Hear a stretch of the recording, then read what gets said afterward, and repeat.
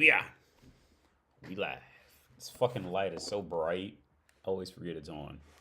But you gonna roll with it. Be alright. Make sure the audio's working. Oh no, wait. That's still the trailer. Where we at? Okay. Here we are. We live. What's up, Grave Ray? What's up, Black Inn? RedPill topics today? Yeah, we gotta probably get to something. We cover something. I'm only gonna be on. Well, I'm hoping to only be on till 9. It's 7:16 now.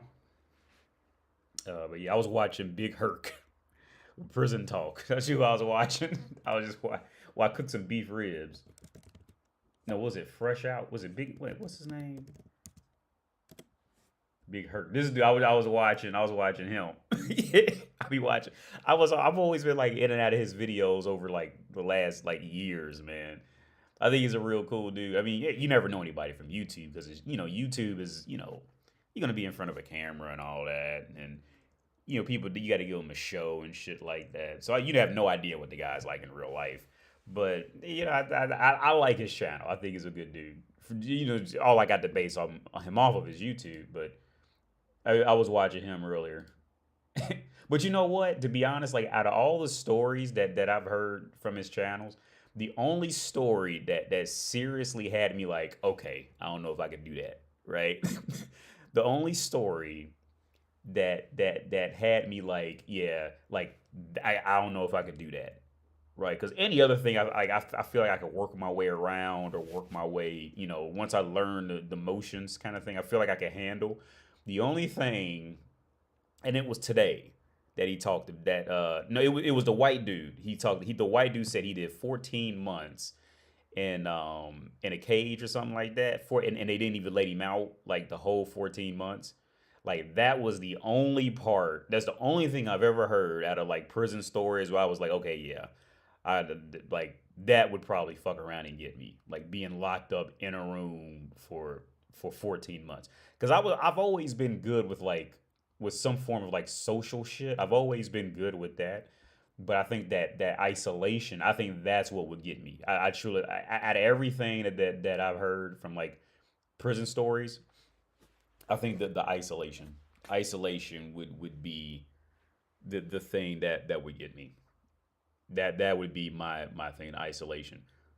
Social shit, like as long as I could get socially around motherfuckers, I think I could like manage some kind of way, especially once you learn the flow of shit, you learn, what to do, what not to do, shit like that. I could be okay with like anything like that.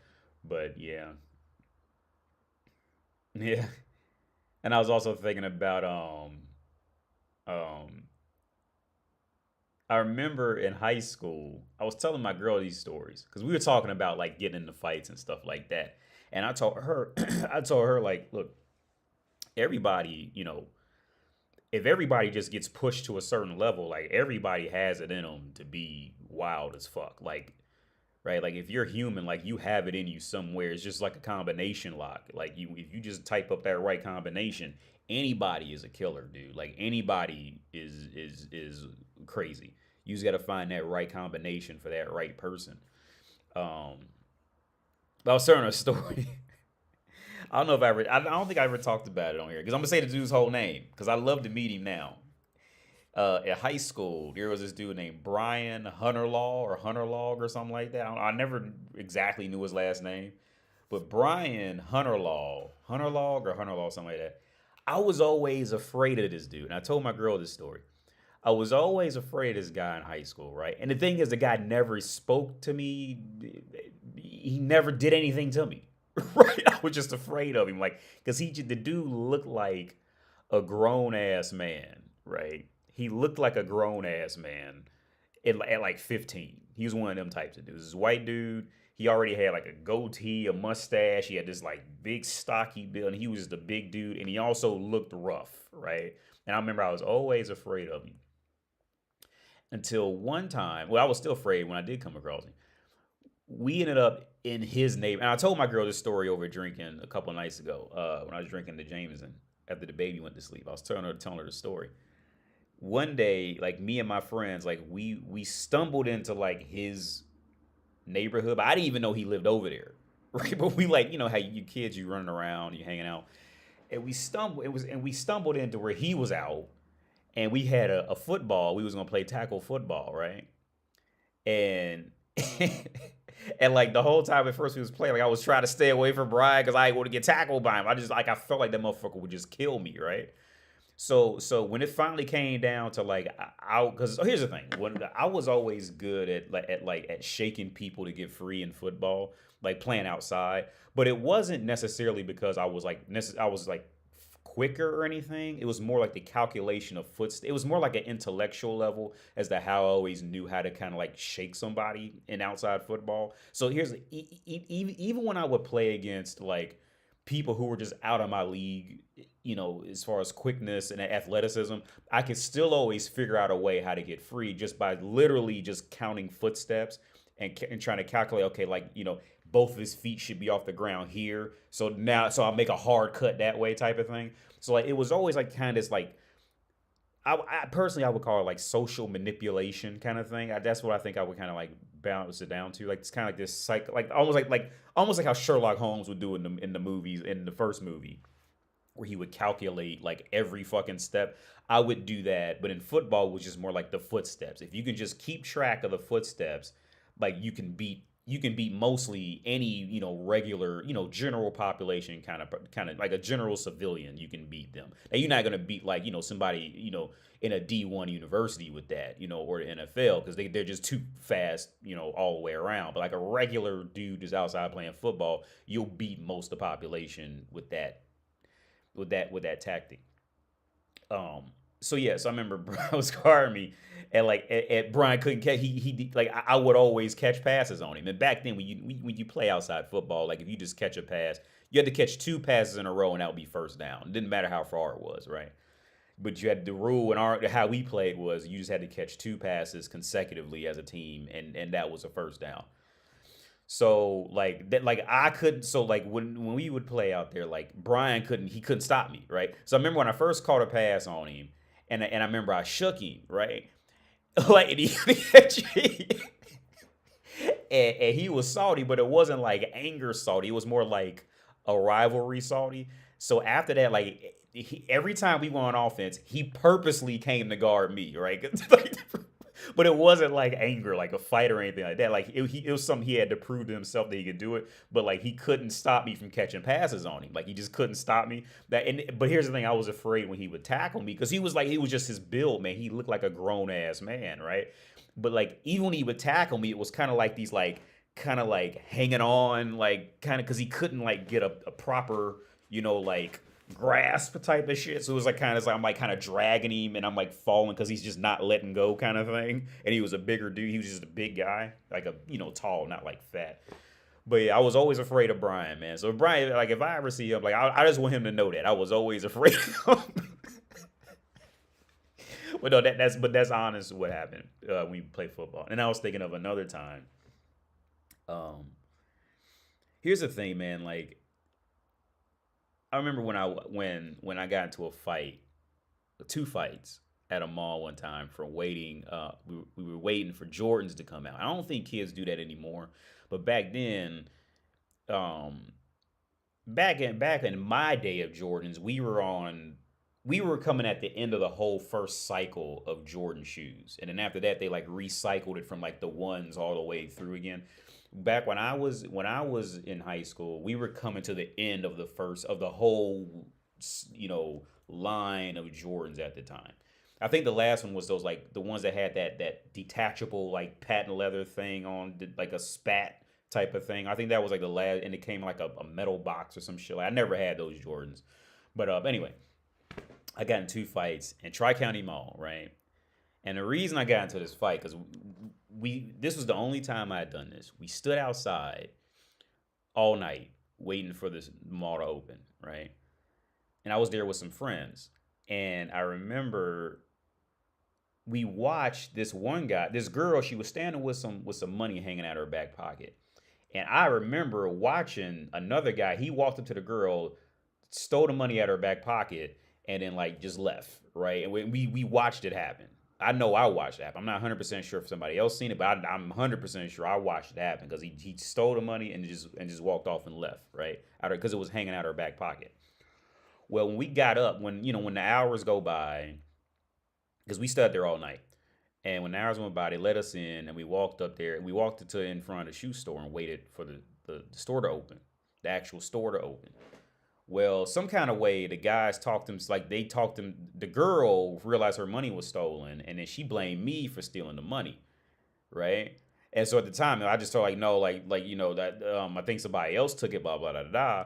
Didn't believe me, so she wouldn't got her three like guy friends, whatever the fuck, and they're like standing around me, and all of a sudden, I remember like they're standing around me, and then like everybody who's in line behind me, they all back up, including my friends, right? I remember my friends like they just stood forward and stared straight and just noped the fuck out of it, right? They just like didn't want to fight another. So I'm standing there. It's just me. I didn't steal the money. And it's three guys and the girl saying they're like yelling at me, saying this. So I remember I tell you all the honesty, even the embarrassing parts. But there is no real embarrassing part for me, to be honest. I remember because I was scared, right? Because nobody wants to be like, nobody, especially as a teenager, you don't want to be standing against, multiple people. And I'm a short dude. I'm a small guy. You don't want to be standing, with 3 to 4 angry people yelling at you. And on top of that, they look like they're from the hood, right? So you're gonna get into a fight. Like I was scared, but I remember standing there and trying to tell them like I didn't take the money, blah blah blah. And then I remember just coming to the conclusion like, okay, like this is gonna be a fight. There's no way out of it, so I might as well just throw the first punch, right? So I remember, I said, okay, how am I gonna do this? What's my best chances? Like thinking like while I'm like arguing with him. So I just snap and just go attack the one. I remember it was the dude on my left. I just punched him in the face. And he like, stumbled back and fell back. So I'm like on him and then his friends coming like are like punching me. But I'm just focused on him, just like punching him. And some kind of way, I don't know how, but the fight got broken up. Because when you're in it, you don't see, who breaks up anything type of shit like that. You're just like in it till people just like from my position, you're just in it until people just stop hitting you, type of thing, right? So I remember, it calmed down. We went back in line and stood up, and then they came back, talking shit again, right? And then again, I threw the first punch just to, just because I didn't want to, and at that logic, I might as well throw the first punch just to go out, like on my terms versus just like waiting to get beat up type of shit, right? So in the whole thing, it happened again. And then they left. They all left after that because the girl lost her money and they was probably up there with the girl. And we bought the shoes, and then I remember weirdly, that story started being talked about among at least a certain group of people at my high school when we went back to school like that next week.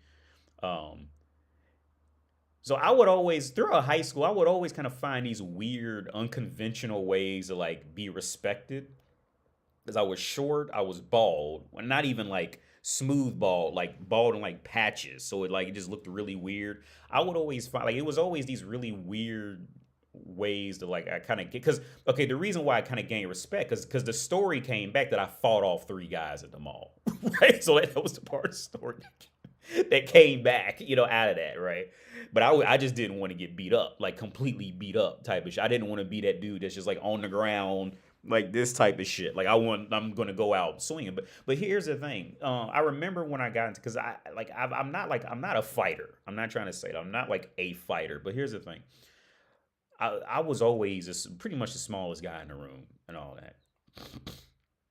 Um, but the weird part is like actually getting hit unless it's like at the wrong angle of like a jaw or where you just feel like a dislocation almost happen type of unless it's something like that or I can see like directly in the nose like at that right angle type of shit most like I don't feel getting hit right like I'm the type of dude who would get hit by a fucking F-150 and get up and be like oh well what like getting hit never like I just don't feel like actual hits kind of thing. Like there is always like just a bad angle and you kind of feel it that way kind of thing. Like that always happens. But the majority of hits, even when I played football in high school, there was only one hit that I remember. I always tell that story. That was my first game.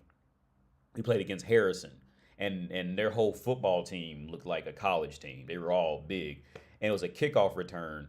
And I was on special teams, to go tackle the guy on kickoff return. And this big dude just like I don't even remember falling. I just remember just being on the ground looking up, and it was just big country fed motherfucker just standing on top of me going, like in case I stood back up, and I wasn't gonna stand back up because I'm not trying to have that happen again, right?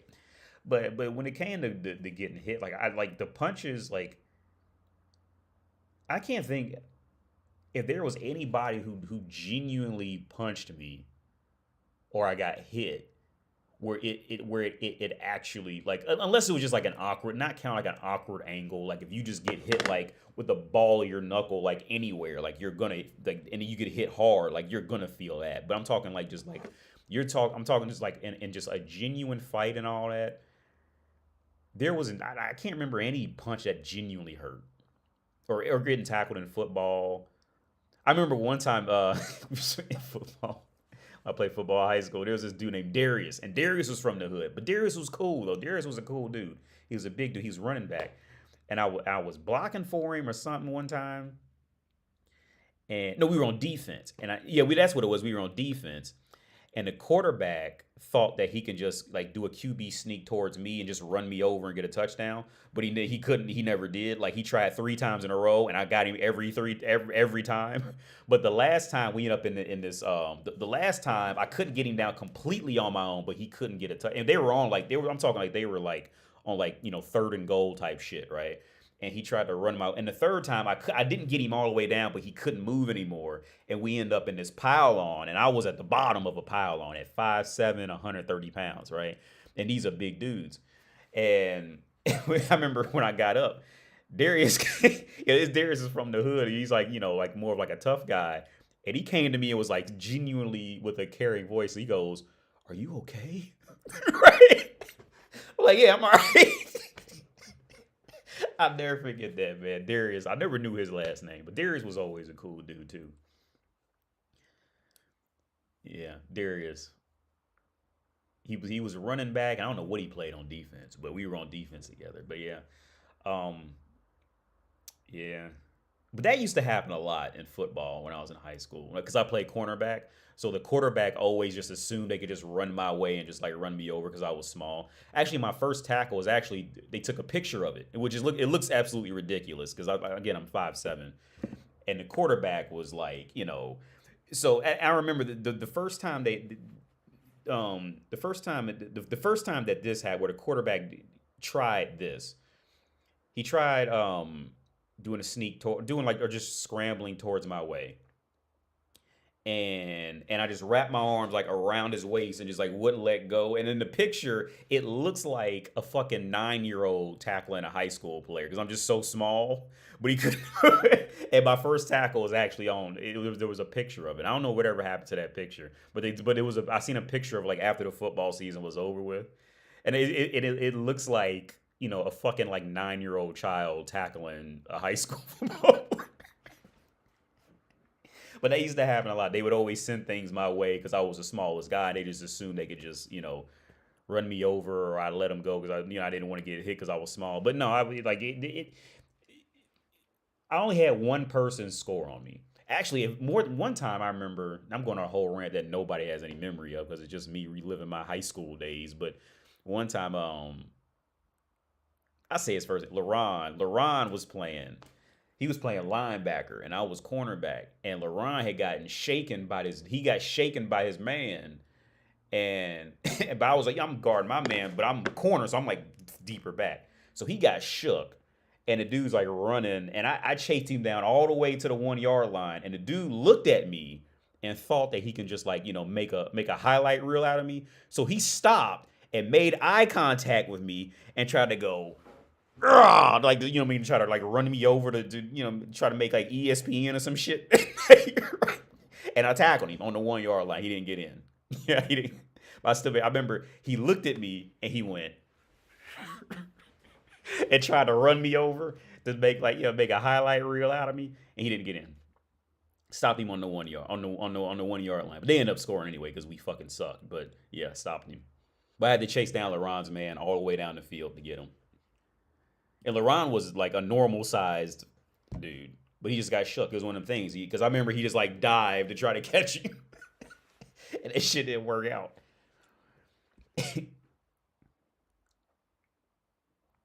But yeah, what's up, Elijah? Yeah, fight or flight. Yeah, man. What's up, Zoe? What's up? Not a black man. What's up, man? AD looking like Barry Sanders. Hey D, what are your thoughts on the shooting in Prague that occurred recently? We were actually supposed to go on a double date with this with the guy I mentioned last week about the guy who's got me thinking about he's doing his he's doing his doctorates out in Olomouc, and we got to talking because I bought a tablet from him, a little backup tablet, and for like $20 he sold it on Facebook. And so we got to talking. So I was using so now I want to pursue. I want to pursue my doctorates now. After he told me, the process of doing it here, because he's been here about 5 years. I've been here 7, but he got his master's here in Czech Republic, but he's from America. So anyway, that has nothing to do with it. We were supposed to go on a double date last Friday, but his girlfriend actually, I think she knew somebody who was in that, so she just wasn't up to go out, and he just, he just wanted to stay with her, probably just didn't want to go alone, whatever the fuck. It's none of my business. So they canceled. Um, Honestly, now it's just another day. Nobody. I seen on YouTube they post how people are putting candles down there. I was literally down there today because I returned a book to the library to the library I showed you guys. I was meant to post it on Instagram because it's back to tourism as normal. People standing because I meant to post on my Instagram where there's like this in the library. There's this like this circular book thing and people just like line up to see it, and I don't think it's worth it. I've never even looked inside of it to see it, but I took a picture of all of it. Now here I think it's just for the Czech people. Ultimately, from my perspective, I think it's just it's it's it's it's back to normal. I think more because um it's just something that doesn't happen here. And I think there was two responses. Either the Czech people could have gotten like hyper, on guard, or they just kind of write it off as nothing kind of thing. I think there was only two responses from something like that. And now it's back to. I remember that the day after there was police like kind of sprinkled around everywhere after that. Even in like underground trams, they would like get on random trams, and that never happened here before. But now it's about the same. There's nothing. I don't see anything different. What's up, Jen? What's up, MG Verde? But my thoughts on it, I mean,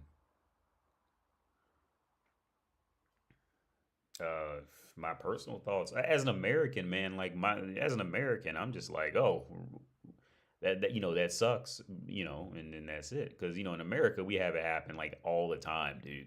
But also America's much bigger. But and there's a whole nother situation with that. But from my personal thought, I mean, of course, I probably give these things more thought than most people do, especially here. Like with the parents who lost their kids in that, girlfriends lost their boyfriends, boyfriends lost their girlfriends, friends who lost their friends.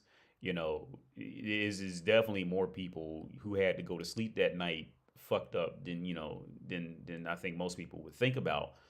I gave it a lot more thought. I actually had trouble sleeping just thinking about it. You know, um, just all the complexities to it, especially then with it being in Czech Republic. But I mean, now one thing I did notice that they did better here than North America did is that they didn't really give the dude any airtime. Which okay, so here's the thing. I think Europe will treat gun crimes afterwards with the same efficiency as America does with its unification. Okay, what Europe learned off of gun crimes, Europe has learned more off of gun crimes from North America and how North America dealt with it, right? So I think Europe will work through that better because America has built up that history on what to do, what not to do with gun crimes kind of thing. So Europe can look at that and be like, okay, yeah, we so based off of data we have from America's history with it, don't do this, don't do this, do this, do this, don't do this, don't do this. And I think Europe will have a much better chance at working through it, in many other ways than one. So like, and I think the most important way is publicity for the actual shooter. So out here, the guy, he got pretty much no airtime. There's not a, and I'm pretty sure that was done intentionally. On anything that got put on the news, there's probably a limit to how many times they can even say his name. You just keep the actual shooter as a nobody, right? You don't keep him famous or anything like that. You focus on what he did, but he's just a nothing. He's a nobody. Whereas North America, we find the shooter, put his face up, and almost give him kudos in an indirect way for it, right? We give him glory in an indirect way, right? When a shooter happens in North America, people looking for the picture, the mugshot, all this shit. What's his name? What's his age? Did he have a history of watching porn? All this shit like so it ends up giving the guy more attention, which now gives these forgotten people in society something to look up to. Whereas in Europe, or at least here, like I don't even know the guy's name. I can barely remember a picture of them, but they didn't plaster it everywhere. And I think that's where Europe could learn from North America's data on like just yeah, don't give the shooter any recognition outside of just saying like the shooter, boom, that's it, move on to everything else, right? I think how America learned how to unite better. I think Europe's going to learn just because America had the data from Europe on what specifically what not to do when trying to unite and become a stronger unified continent. America had all that data. Just okay, yeah, we're not going to do this. Don't do this because that's what Italy and France did, and yeah, don't do this. Yeah, we got to be united now. Blah blah blah blah. What America learned from Europe, Europe learned that from North America. What to deal with gun crime, gun issues, gun crimes. But then also Europe just doesn't have you really can't. I mean, okay, in one instance I'll say that, but in the other instance, which I talk about because I was watching Thomas Sowell today, and that's just unbelievably just bad. In one instance, like comparing data does work, but in the other instance, it doesn't. And in the instance where it doesn't, I think for many professional people, it takes too much thought to apply. So they'll just want to run away from it and just say, yeah, data is data and data is data and data is fact and data is logic. Whereas when you talk about groups of people, you can't really, you can, but then you can't, right? It's still a gamble because these people may take to something where another group of people may not, right? And I was watching Thomas Sowell today, and that was so bad. Like here's the thing: it's really shocking how blatantly clear that guy is just essentially telling white people what he thinks they want to hear about black people. Whereas like the same exact scenario can happen with a white population and he'll come up with all different excuses as to why they're like that.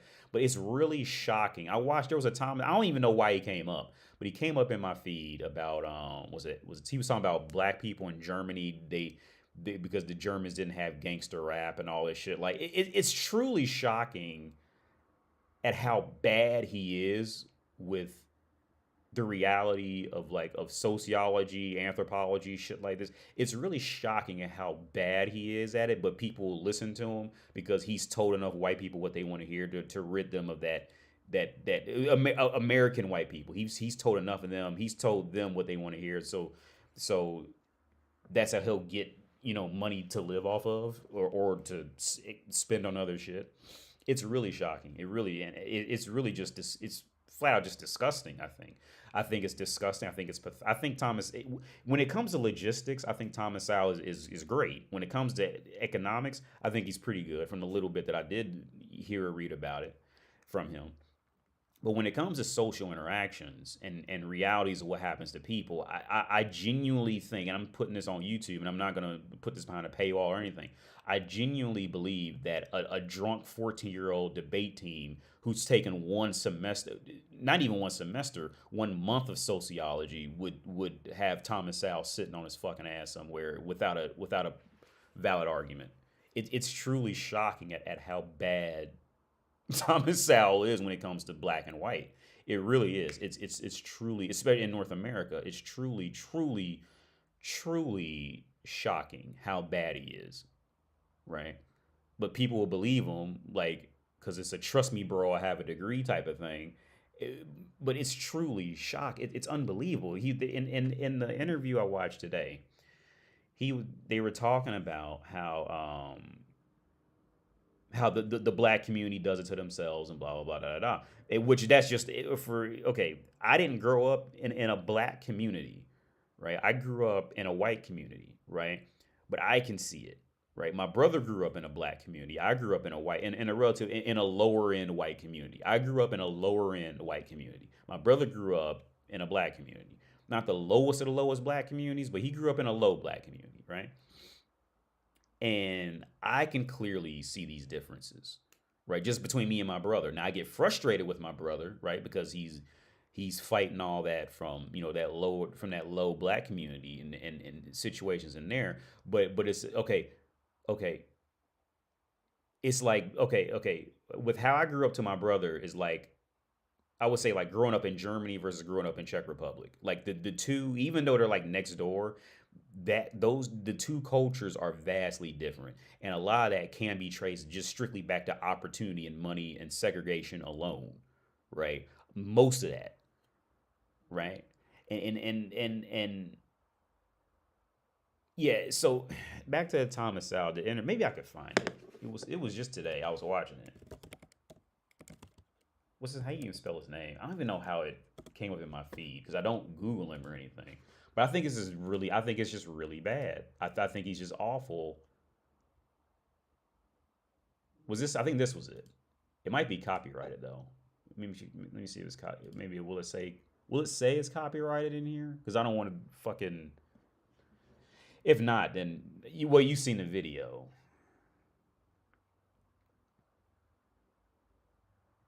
Yeah, see, and I will guarantee you how much you want to bet. All the comments from this video are going to be from either it's going to be from white people, from white Americans who can go, shoo, I knew I knew white people didn't do this to black people, and black people just did it to themselves. How much you want to bet? It's all the comments are going to be like that.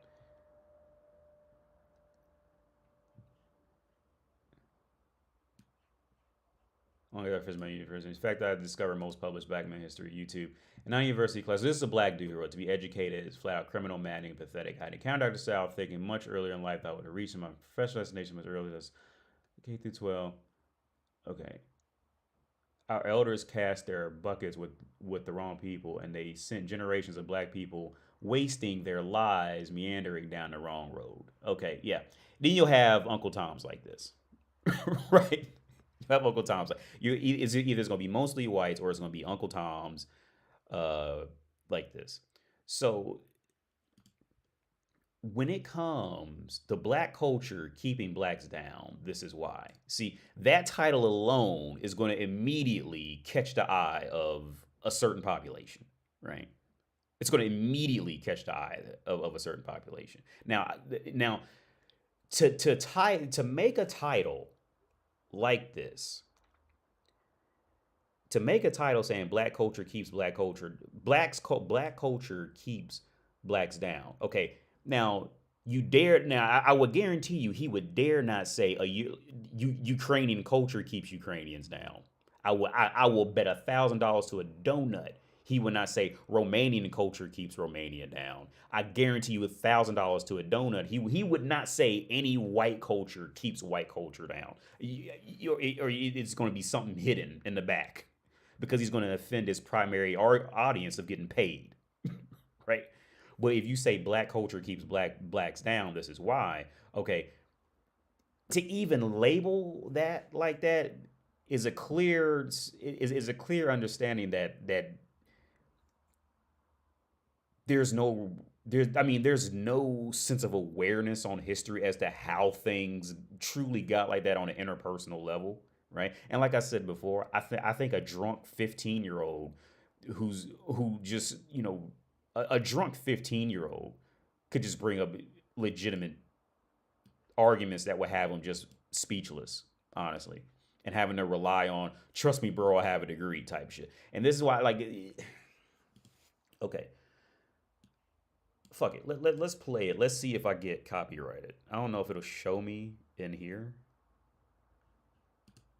The culture in which they grew up was not the culture in which black kids grew up in America today. So they had. There's no gangster rap that was pervasively available in Germany. Make sure I'm not getting copyrighted. I mean, the average of black kid today, I think, is probably better off, certainly materially, than say Ben Carson was when he was growing up. Ben Carson, the famous Black surgeon at neurosurgeon. Johns Hopkins. Right. Who is immensely accomplished in every way. Yes. Right. I would say that certainly the black kids who are growing up today have a higher material standard of living than I had. Yeah, I agree the with only that. the difference I was agree. that the schools were good when I came along. They were especially good in New York at that time, hard as that is to believe. But So yeah, so with a statement like that, the schools were good when he came up. Okay, and see, these are the areas. See, here's the thing, and I said this before. I think anybody over the age of 35 should be thoroughly psychologically evaluated before they're allowed to speak out to any population, right? Because and I have issues with the older populations with this because what's that dude's name, that fucking dude I don't like too, that other old, he's like 60 something, and he said the finance dude, I can't think of his name, and he's trying to get financial advice when everything he did was valid literally 30 years ago, but he's trying to give financial advice to people. The motherfucker has no idea what he's talking about now. Okay, look. See, this is the part. See, it's little issues like this is why I think people over the age of 35, and I'm 30, I'll be 38 next year. People over the age of 35 need to be psychologically evaluated before they're allowed to speak out in public in any authoritative role. Fucking period. Because of doofy shit like this, right? Because it's doofy, right? The school, because he's trying to blame. Okay, so let's start out with the school systems, right? So here's the thing. Let's give him let's give him everything of what he just said about the school systems. Let's say it's 1,000% true of every factual data you can pull, which is going to be impossible to truly do because information just changes over time of how you spread it. You know, cultures change over time, but he's never going to go into that part of it. But let's just say everything that he says is true. Let's say the school system was better when he came along than it is now. Well, there's other social there's been technology that's happened since then, dude. Right? A fucking 5-year-old could reach his phone and Google to see if Chuck E. Cheese is open. The amount of so define education. What is actual education? Right? Define education. It's the spread and incorporation of information. That's what it is. So you can so with technology today, Thomas there okay, a 60s this anybody above the age, anybody above the, so I'll be 38. Really, okay, to be honest with you, I can't even imagine. Okay, there's more information being spread than when I was a kid because the internet wasn't a thing when I was a kid, right? Kids now have access to just far more information than I had when I was a kid, let alone when he had when he was a kid. So trying to compare school systems, information, and education, step one, you can't blame that. You can't blame that. Any person who's actually worked in education will tell you education starts at home first, right? Quick, because I give you my history. Okay, so I'll tell you, because I've never been, okay, I've been a teacher briefly, but I was a tutor far longer. Even as a tutor, anybody who's worked in education, especially with children, they can look at, they will tell you, okay, I remember when I was a tutor, I worked in the English lab in college, right? And in the writing center, right? And my job was to read. People would come in there and they want me to like either critique their paper or ask them how to get started with a paper, whatever. But when I would read a paper to critique it, within 2 paragraphs at max, I can tell if they took school serious. There's a good chance their parents cared about them and their schooling, or or if they were like older, I can tell like if this person's never been to university before a day in their life, if they was like 40, 45, because it was a community college, right? I can immediately tell, right? And I was thinking about this morning because I remember this one time I remember there was a few of them I remember till this day.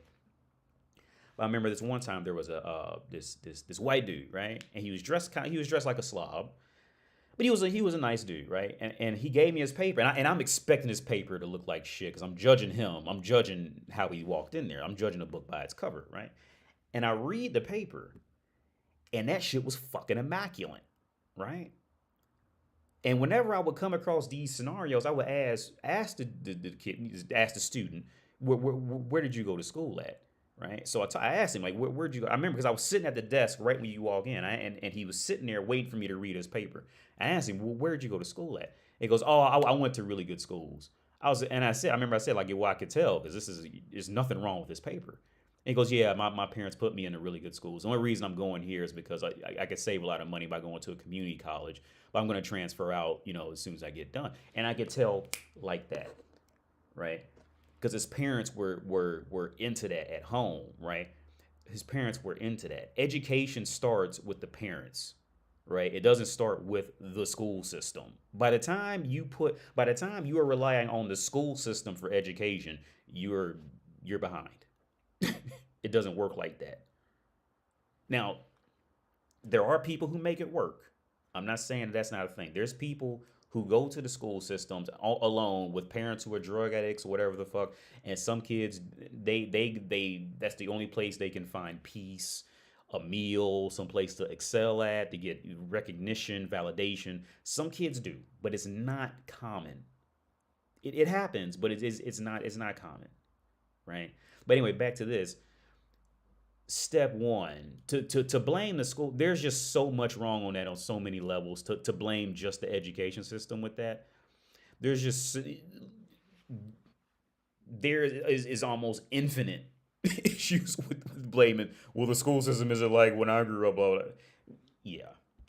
The kids who grew up in that same place where I lived, they will not get that same education. Now that can be blamed on somebody, but it has very little to do with what happened 100 or 200 years ago. No, that's exactly okay. Yeah, see, that was the other area that's just completely awful to even bring up. Okay, here's the thing. Either he's severely ignorant or his focus is to tell white people what they want to hear. And I don't mean to make this a huge racial thing, but that's just the reality. There's no other way outside. Either he's severely ignorant or he's trying to tell white people what they want to hear to get 80% of that population's money up out of them, right?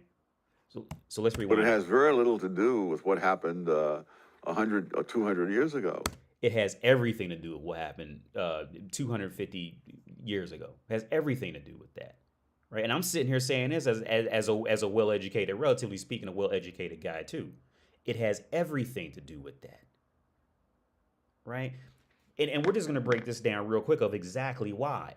Right. And I'm like, here's the thing. When I'm explaining, I'm not saying this to try to like press a victim mentality. My thing is just to explain just basic logic, right?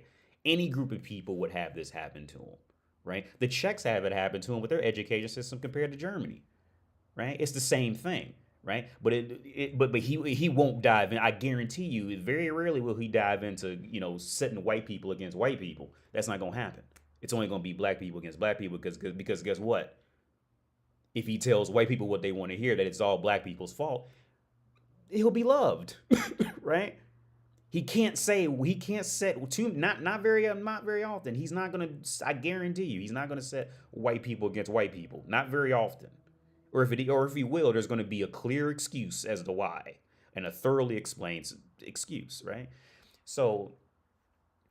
Let's just break down, again, let's run this back, and let's break down this just real fast. But it has very little to do with what happened 100 or 200 years ago.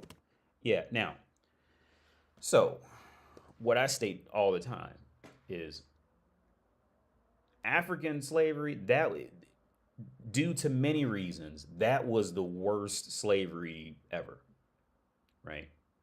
No, I say the number one reason is because of the timing. One, it was a time. It was, I would say, timing is probably the major big part of why throughout history, I would say throughout history, American slavery was by far the worst over the course of history, right?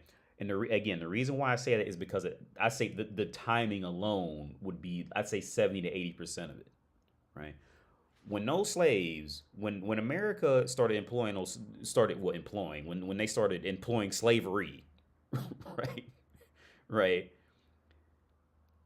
Like I said before, now in reality of the past, right, slavery was just a thing, right? It's just that people did what they had to do to survive, whatever. I get that. It wasn't. I don't think it was necessarily done with the full intent on becoming what the consequences are to this day.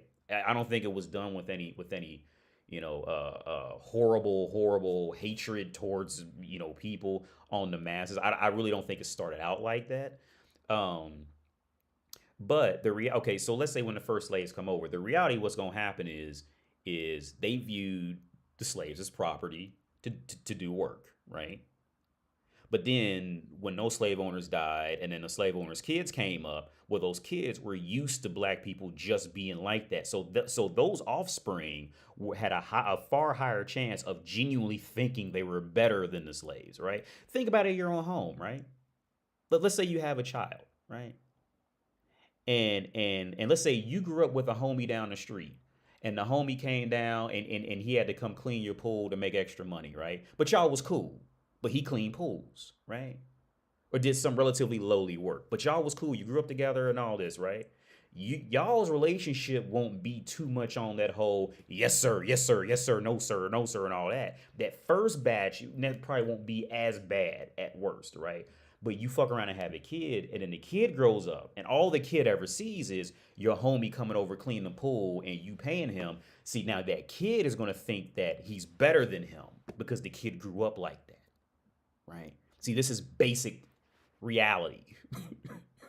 And it's astonishing that he can't see this, that would happen in slavery. Now, to be clear, well, I'm going to dive deeper.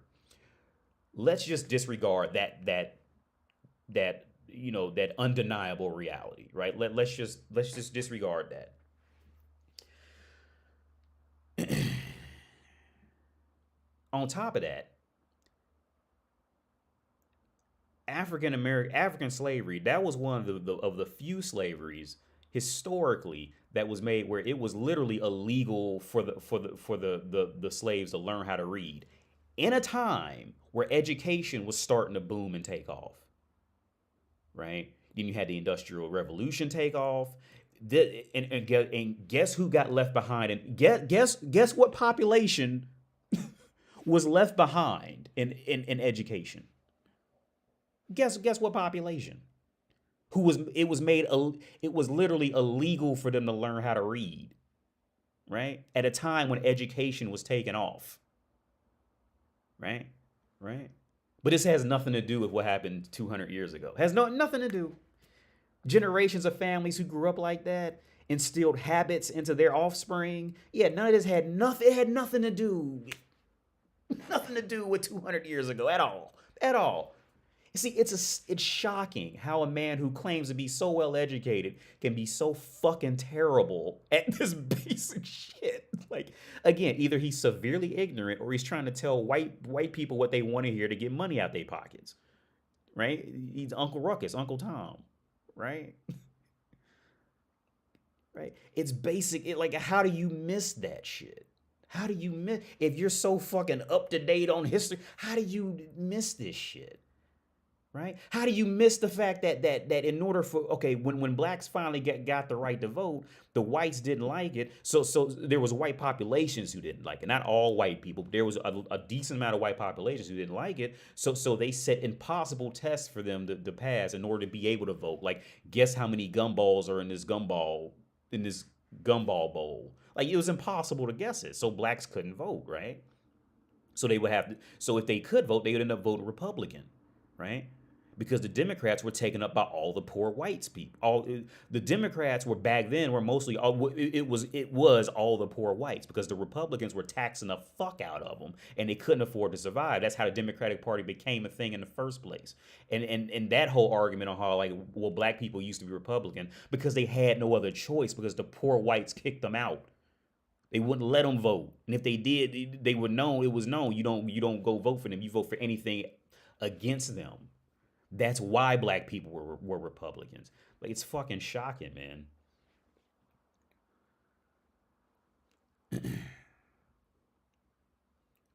It's fucking so. But again, so in my okay. The other reason why I say the African slavery, that was the biggest thing in modern times, right? And I will say all throughout history, simply because that was a time when technology. Okay, in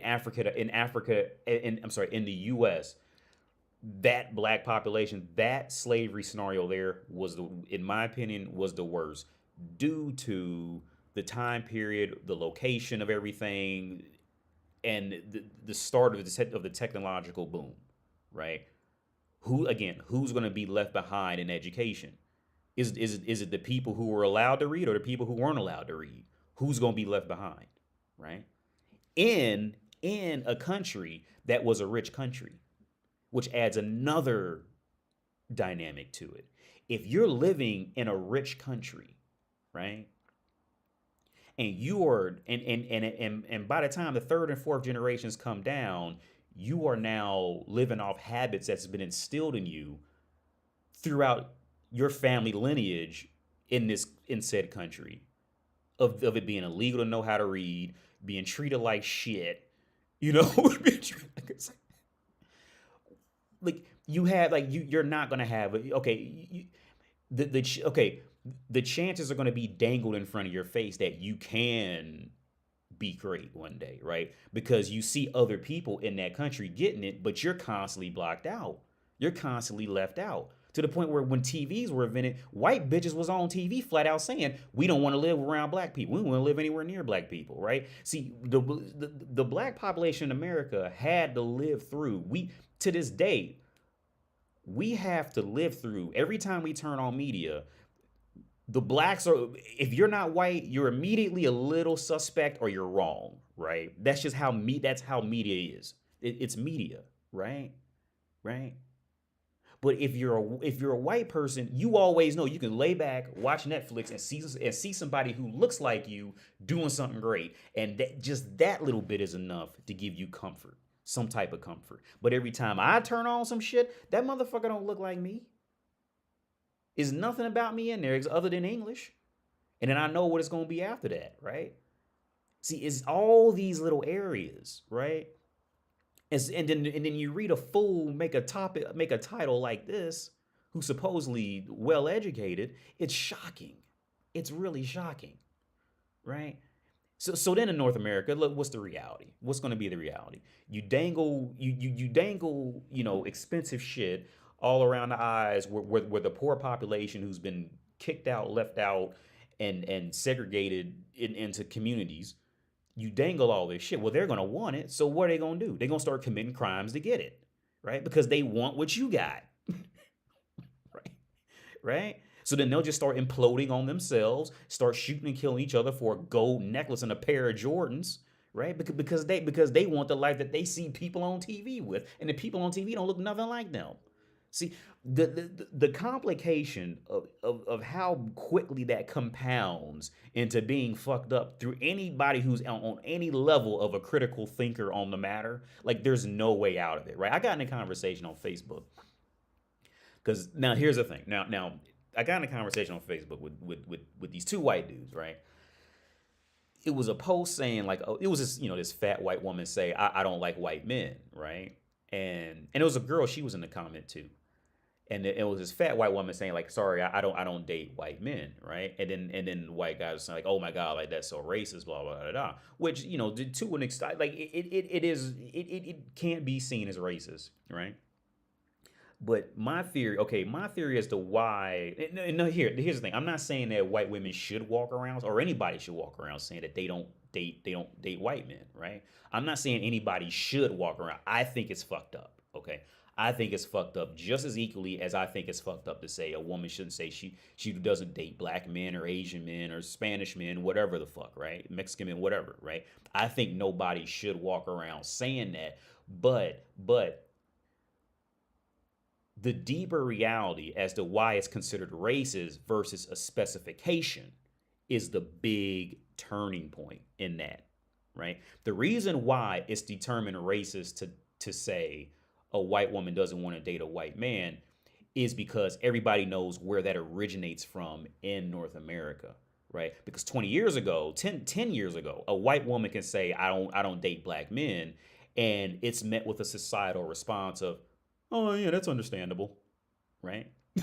Right? Because everybody knows, like, the brown people are going to be secondary to the white woman. So like so whenever a white woman were to say that, if a white woman were to say she doesn't date anybody who's not white, everybody on earth would go, admissible. Yes, I get it. Yes, yes. You have permission to say that, right? But if a white, but if anybody says that against a white, see, here's the thing: the white population is not used to being critiqued over anything. They're not used to being separated. They're not used to being looked down upon any kind of way on a massive level, on a national level. Like they're not used to that. So if you say that about them, now it's this whole up in arms, like how dare you say that? Well, it's like Thomas Sowell, right? He's not gonna say Germany keeps Czech Republic down, and here's why: because those two white people. You can't say that. That's blasphemy, right? But you can say black people keep black people down, and to an extent you're true until you dive any further than the 10 seconds worth of thought on it, and then it's like completely clear in North America. Then it's completely clear, right? Right. But yeah, if a white woman were to say, I don't date Indian men, historically nobody's going to bat an eye at that. It's like, oh, as you should, if anything, right? Right. If a black woman says, I don't date black men, people go, oh, well, yeah, I get it. Yeah, yeah, yeah. Right. If a black woman says, I don't date Indian men, oh, yeah, I get it.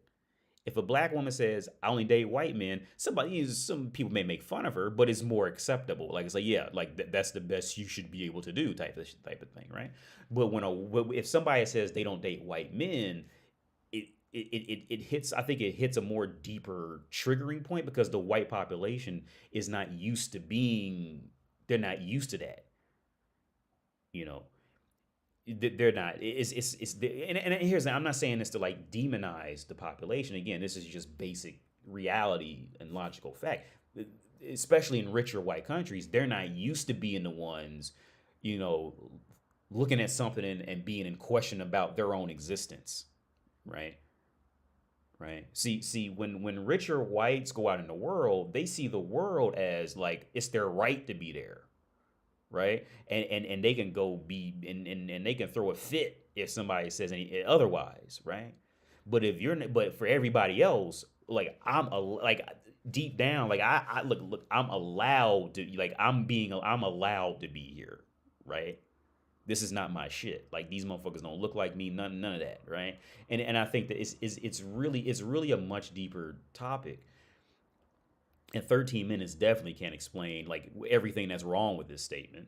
From an educated critique standpoint, the 13 minutes, there's no way if I had a week to explain it, there's just so many subcategories that just, but yeah, that was a long rant, but let's keep going. And it's true in other countries. I mean, in Nigeria, for example, there's a tribe, the Igbos, who are living in one of the least fertile parts of Nigeria, who were in fact enslaved in centuries past by other tribes and so on. Mm-hmm. When the British moved in and set up schools, the Igbos went for the schools. Now, see, two parts right there. Again, for somebody who's genuinely articulate in forms of thinking and not just trying to push one certain side of it, right there just blew a huge part of it out the water, literally in the same sentence. Enslaved in centuries past by other tribes and so on. When the British moved in and set up schools, the Igbos went for the schools. Yeah, and they will do that. Based off everything he just said, yeah, that makes sense. And they will do that. once you get exposed to any type of either severe poverty or severe bump in technology, you're going to run to a school now, right? And see, that's the other part in the African American that is like that's fucking them up. Is that, see, since North America was never really a poor country, they always had just enough access to luxury to be like, huh, eh, who cares, right? They had just enough. But once you get struck with like severe poverty with okay, see, in North America, majority of people are going to have internet access, air conditioning. They're going to know where a university is. They're going to have self-opening doors, shit like that, right? Paved streets in most places in North America. See, once they're born into that, they're not going to feel that drive to go off. And I mean, that is a logical conclusion. Whereas, as he stated, if you go to poor, impoverished places and you go in there and you build a school there, see, yeah, they're going to run to that school because they trying to get the fuck out of there, right? Either like I said, either if extreme poverty, or you go to like anywhere now, like let's say if you go to like the smallest village in fucking Germany right now, right, and you put a school that teaches you how to build teleporters and shit, and you can see the teleporter and motherfuckers teleporting, everybody in that German village is gonna run off to that school. They don't got to be black or white. It's human logic, right? It almost goes in line with with the Willie Lynch papers, which wasn't real, but there was real shit in it. And one thing he said in the Willie Lynch papers, he again, it wasn't real, but it has a lot of real shit on how to train a slave or something like that. He said it kind of goes in line with the reality of human nature. He says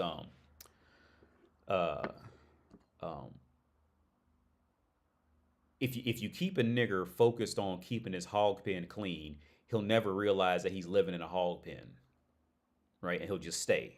If you just keep him focused on if you keep the nigger focused on keeping his hog pen clean, he'll never focus on the fact that he's living in a hog pen, right? and he'll go off and do something else. But you make him focus on keeping that shithole clean, he'll never focus on the fact that he's living in a shithole, right? But yeah, it's really shocking at how by the time Nigeria became independent, the Igbos had climbed above the other groups that had been ahead of them to begin with. But there are all kinds of cross currents of factors. The particular culture, or the particular geography, you run through the whole list of them. You cite in Intellectuals and Race, you cite an observation by the intelligence expert, IQ scientist James Flynn, that just stopped me cold. After the Second World War, you've got large numbers of American troops remaining in Germany. For that matter, there's still several tens of thousands there today.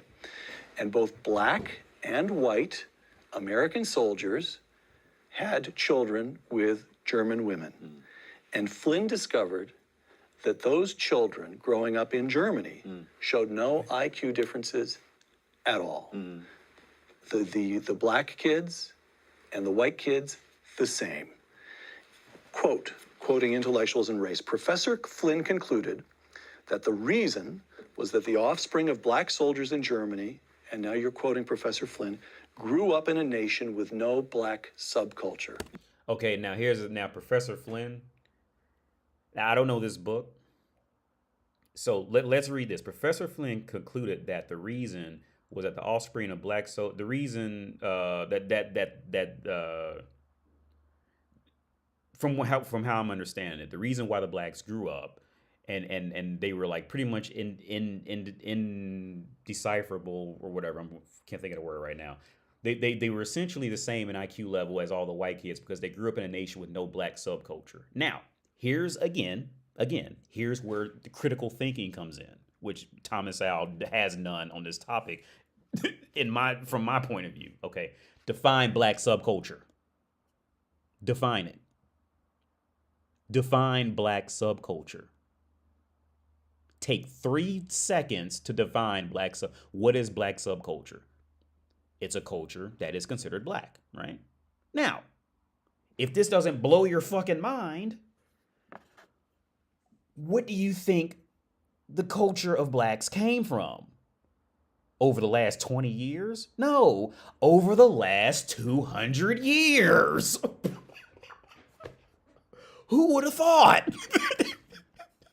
Do you develop culture in 10 years? No. Define black and define culture, right? Define, no, just take 3 fucking seconds to define it, Thomas. It's not that difficult. Now, and then apply 2 more brain cells. Where do you think black subculture came from? From that, okay, in the theory of this, with Americans, it was white Americans and black Americans. They went to Germany, and then those kids grew up together in Germany on their own, in Germany with their own history there, with how people are treated there, right? At least at the time, right? And if given equal access to education, equal access to the ability to read, without being weighed down on your history of slavery and the poor habits of spending and stealing just to survive and shit like that. When the black kids were given all the privilege that the white kids were given, what happened? There was no difference at all.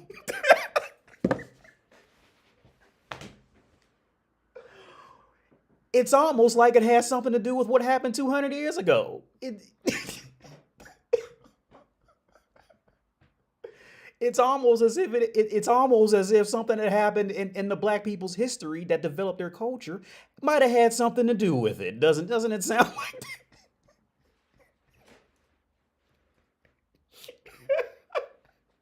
It's unbelievable how dumb motherfuckers are, man. It's simply unbelievable. Yeah. Close quote. The motherfucker wrote down in his goddamn book.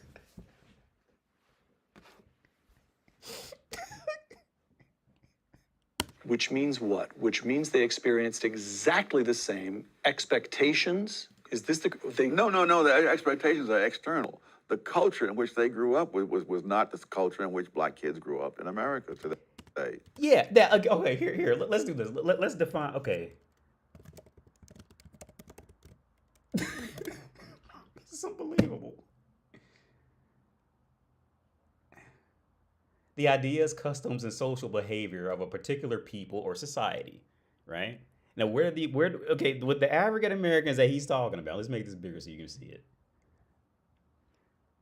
So let's look up the definition of of what culture is, right? Right. So let's do this. How long does it take? Okay, culture. Okay, let's do this. So let's just look this up. Let's look at cultural habit. It's unbelievable. I shouldn't have to do this, right? Like I shouldn't have to do. This dude's a fucking clown, man. Him and Goob, you two need to collab. These motherfuckers are clowns, man. Look.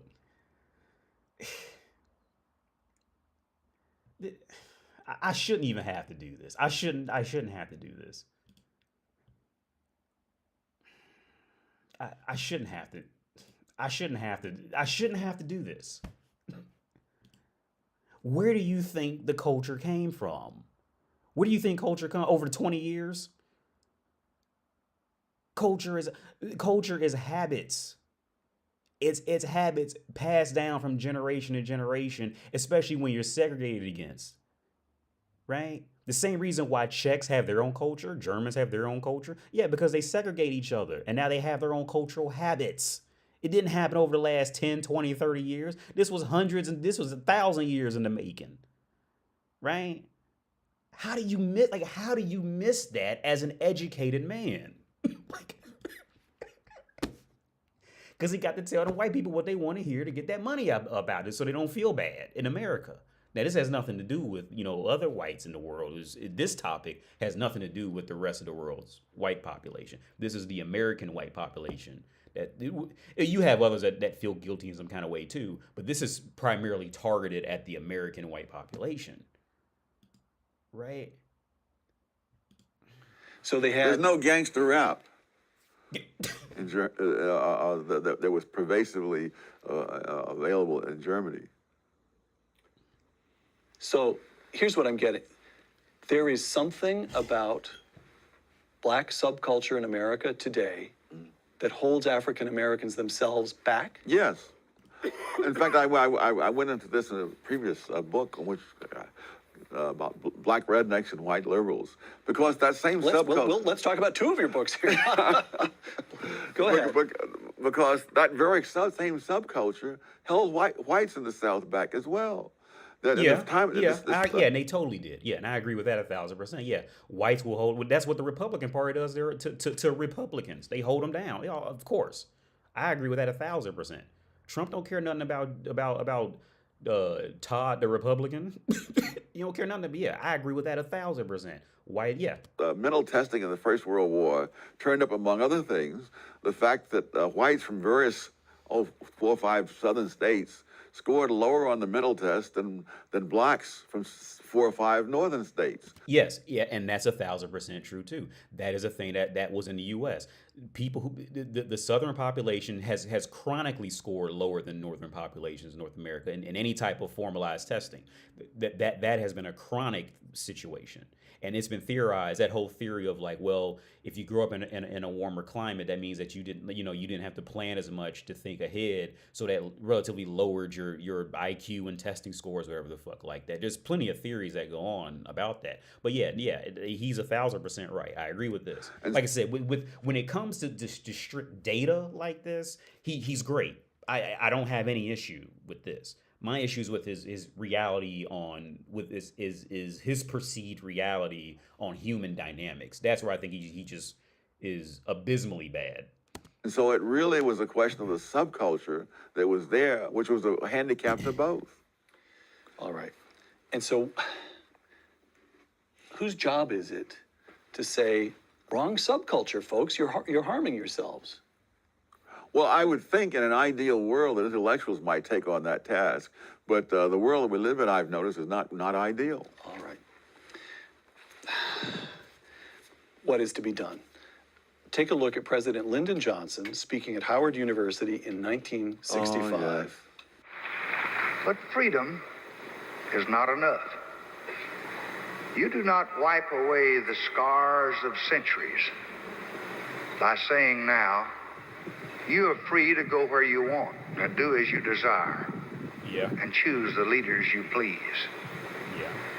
You do not take a person who for years has been hobbled by chains and liberate him, bringing up to the starting line of a race, and then say, you are free to compete with all the others. Yeah. And still justly believe that you have been completely fair. Yes. I never heard that speech before because I didn't make it this far in the video, because I usually don't make it this far because Thomas Sowell's a fucking clown. I just can't stomach him too long. But he gets it. You can't just enslave some. In theory, Thomas Sowell's argument is like saying, yeah, raise your child for 18 years and then expect him to compete with 40-year-old men in the workforce. And yeah, well, if he doesn't do it, well, he did it to himself. The kid did it to himself because it was the gangster rap. That's what it was. It was the rap. Isn't that what you white people like to hear? It was the gangster rap. That's why he did it. Like, fuck. He was a fucking clown. Now, his speech was exact. You cannot expect. Look, habits are formed. Cultures and habits are formed, right? And on top of that, the complications of those cultures and habits become formed, right? So you cannot expect to raise a child for 18 years and to kick them out into a construction site with 35-year-old grown men with families, and expect him to say that this is fair. You can't. There's so much more in behind the scenes shit that goes on that 18-year-old is gonna fucking crumble, dude. He's not gonna make most of them. It just ain't gonna make it, right? Unless they're on some like internship program that's like protecting them or something like that. They not gonna keep up day in, day out, right? Because they not seasoned for that, right? The same thing like with African Americans in North America, and on top of not counting all the complications that went after that culture and development of being locked down, segregated against, paid lesser wages, paid higher. Well, even now they caught them charging every black person, like it was like 2.2% more for like Honda cars or something like that. I don't know if that was 100% true, but it goes in line with America's history, right? This dude's speech is exactly, this is the speech that Thomas Sowell should have listened to before he even opened his fucking mouth. Is not enough. You do not wipe away the scars of centuries by saying now, you are free to go where you want and do as you desire and choose the leaders you please. You do not take a person who for years has been hobbled by chains and liberate him, bringing up to the starting line of a race, and then say, you are free to compete with all the others, and still justly believe that you have been completely fair. Thomas Sowell should have listened to that before he even opened his mouth. Like at all. Because that triggered in-depth thought. You can't have that going on. Rana says, do you think people have more positive views on mafia, yakuza, or other ethnicity criminal groups compared to black? Oh, of course, yeah. Yeah. Louis C.K. actually had a great skit about this. Louis C.K. is a white dude. He's a comedian. And and he talks about like race a lot. 'Cause I think he's like half Mexican. I don't know if he was like joking about it or not. But he looks like a white dude. Here's Louis C.K. and he had a skit about it. And he has a skit about race and just the world. And he says like, like, okay, somebody else said this. And here's the thing. Again, I don't wish any harm on anyone, on any white person or I don't wish any harm. It just gets frustrating to hear just severely uninformed people on any general knowledge base talk about this. It just gets frustrating as fuck, right? But here's something real that I heard. They said the reason why, at least in North America, the reason why white people are so afraid that black people can like become successful is because white people know that they deserve to get fucked up. Like, because here's the thing. If let's say if like next month, like something happened, let's say like God came down and next month God transferred everything to like the black population, right? Including like, culture and all that shit like that, right? To stop from like killing each other and all that, let's say if everything completely flipped, right? Like that would be like the white population's biggest nightmare because they know, like even if that person didn't do something, like they know another white person who did something, right? So it's like they know like they deserve to get fucked up for it. You know what I mean? And I say like that was the realest shit I ever heard. Like that's why the white population is almost feels threatened by black people. If blacks succeed in anything, is because it's like like they might fuck around and pay us back for what we did to them type of shit, like on a worldwide level. And that was some real shit. But again, I don't want to hurt anybody. My fucking child's mother's white. I don't want to hurt her. Again, it just gets frustrated when these topics come up. But it is logical. Like when I heard that, I was like, yeah, that makes sense. Yeah, that makes sense as to why that's a part of it. Because even when it came to like gun laws, like that shit's deep, man. If you look into like gun laws I think in the 60s and 70s, they would take control groups and they would ask like the black and white populations, well, no, I'm sorry, no, what it was, they took a control white group, right? And they fed them like information over time that whites were getting more concealed carry and more whites were getting more guns, and they asked the white population what they thought about it, and they said, oh yeah, well it's our right to have it, right? It's white people's right to have guns, right? And then they like indirectly, so like months and months went by again, and they fed them information on that blacks were getting more guns, blacks were getting more concealed carries and more firearms, and then they seen it more as gun violence, right? Now the thing behind that gun violence was, so after that, the police were actually given more handguns, because for a while a lot of police just didn't carry handguns. So the reason why the police were being given handguns was because the blacks started sneaking off and getting handguns because the police kept going down there beating them up and picking on them and shit. So the blacks got handguns. News heard about it that black people have guns, so then they gave police more guns, right? And then that's when the white people started stocking up more on. They doubled that. The ones who didn't have guns started doubling down on guns, right? See, it's all these little things that never come up, you know, in conversations with supposedly these educated people who are like a trust me, bro, I have a degree type of guys, right? These deeper scenarios never come up. It's pathetic. It's not a question of, there's no you who has the control to be completely fair or completely unfair. I mean, the circumstances are, so someone once criticized the mental tests on grounds that the tests were unfair. And I think it was David Reisman who said, the tests are not unfair. Life is unfair, and the tests are measuring the results. But who has control of life? Who has control of the past? See, here's this deflection shit. I knew, yeah. It's good. Who has control of the past? Yeah. Because if you focus on who had control of the past, now we might actually start getting somewhere. So it's just the past. Yeah.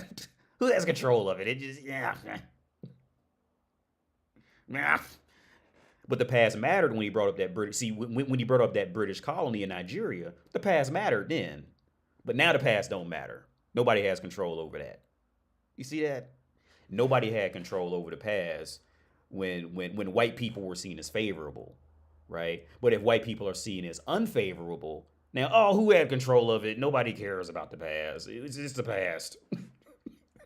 You see how fast that shit flipped? Who has control of the culture that people have in the present, which they've inherited from the past? Who was in control? 3, 2, 1. 1, 2, 3. What the heck is bothering me? Let me pull it up just so I can say it along with Carl Winslow.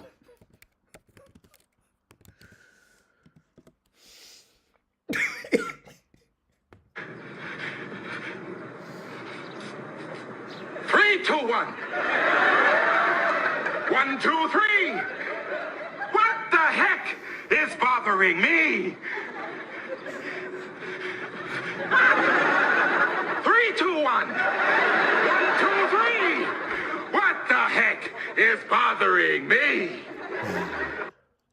Almost lost it there. Almost lost it there.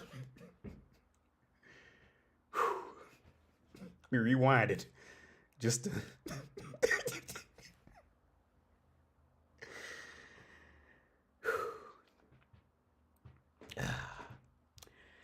3, 2, 1. 1, 2, 3. What the heck is bothering me? I forgot what he even said. That was so damn stupid. It's like hearing a woman talk, trying to wiggle her way out of an argument. It's like listening to a woman Who has control of the past? who literally had control of the past. The white people did, who owned the goddamn slaves. That's who has control of the present right now of a culture. Okay, so to phrase it better for a dude like him, you got to phrase it in terms of white people for him, you know, to see reality on it. Okay, who is in control of the German culture right now, of the legal system and education? It's the German laws. It's the German culture. It's the social law and the legal law, right? That's who's in control. Who was in control of the past that developed the subculture? Oh, it was the past, yeah. That's exactly what it is. But he can't say it because he's going to lose that sponsorship. That Negro up there trying to hold on to that sponsorship. I think he's joking because you can't be this stupid. Well, I don't know. You can, but it's a good possibility he can't be joking, man. This is sad. Who has control of the culture that people have in the present? Who had control of the Igbo or whatever in Nigeria when the British settlers came down and they chose to go to school? Who had control of that? Yeah. Well, the British did because they came and they gave them education, blah, blah, blah, right? But who had control of the past that set up black people, African Americans to be in that position? Oh, we don't want to talk about that, bruh. Nobody has control over that. Yeah. Which they've inherited from the past. So Lyndon Johnson,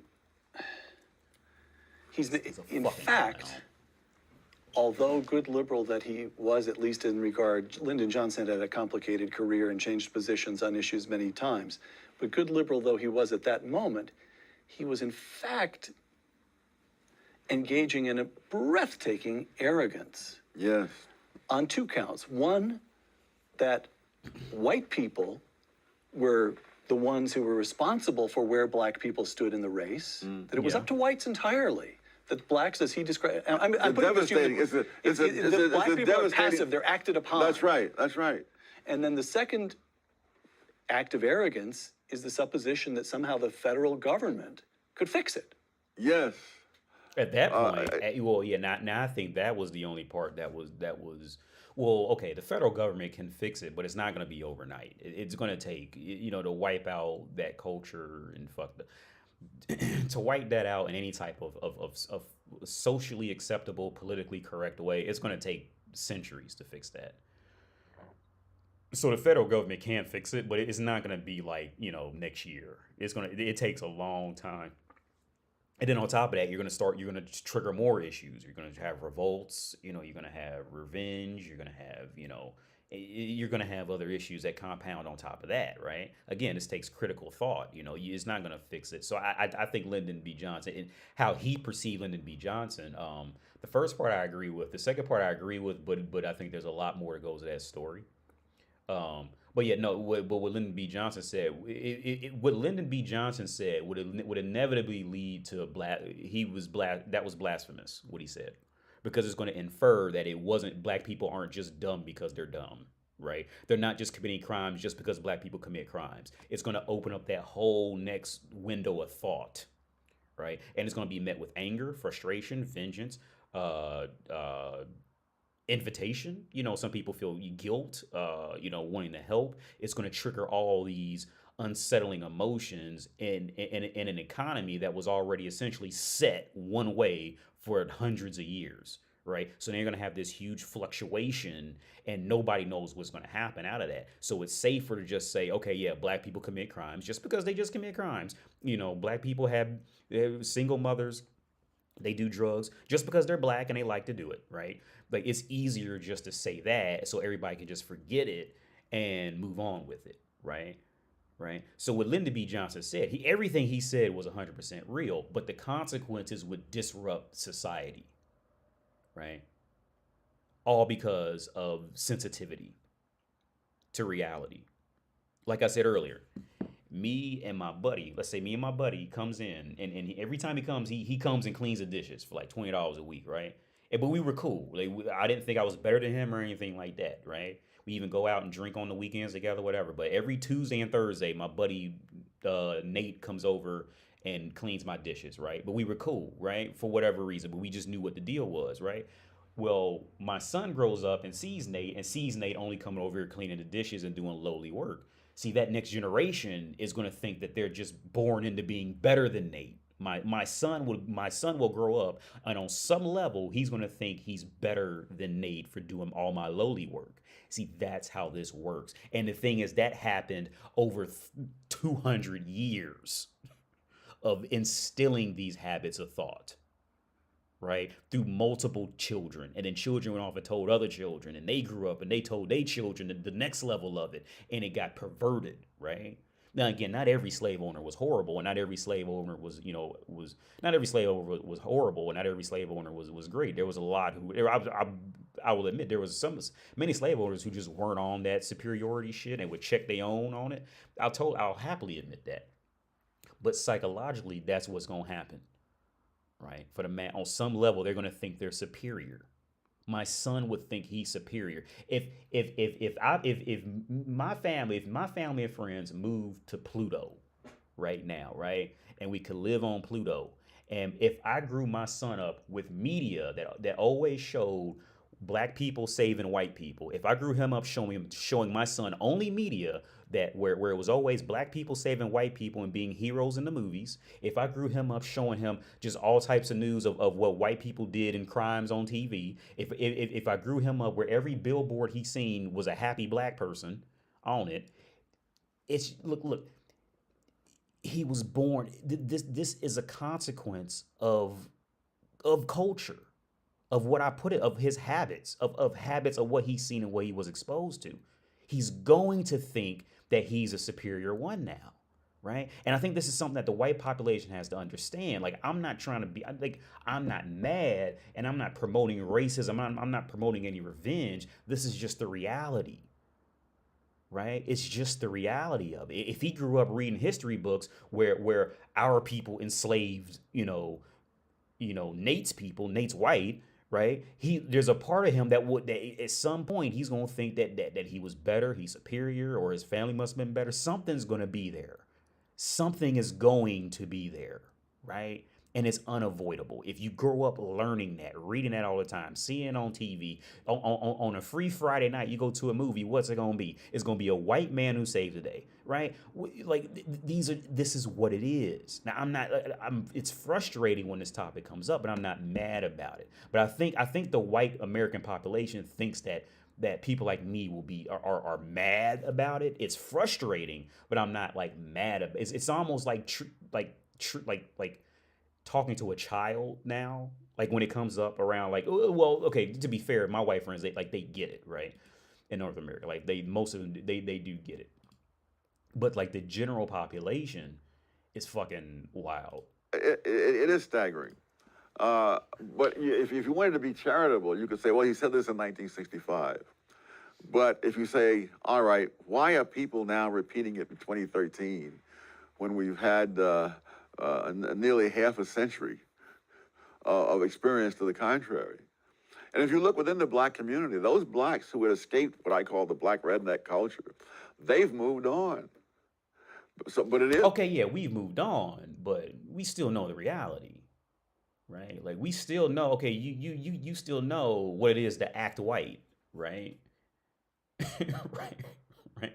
Yeah. Like I'm literally living in Europe with a white baby mother, right?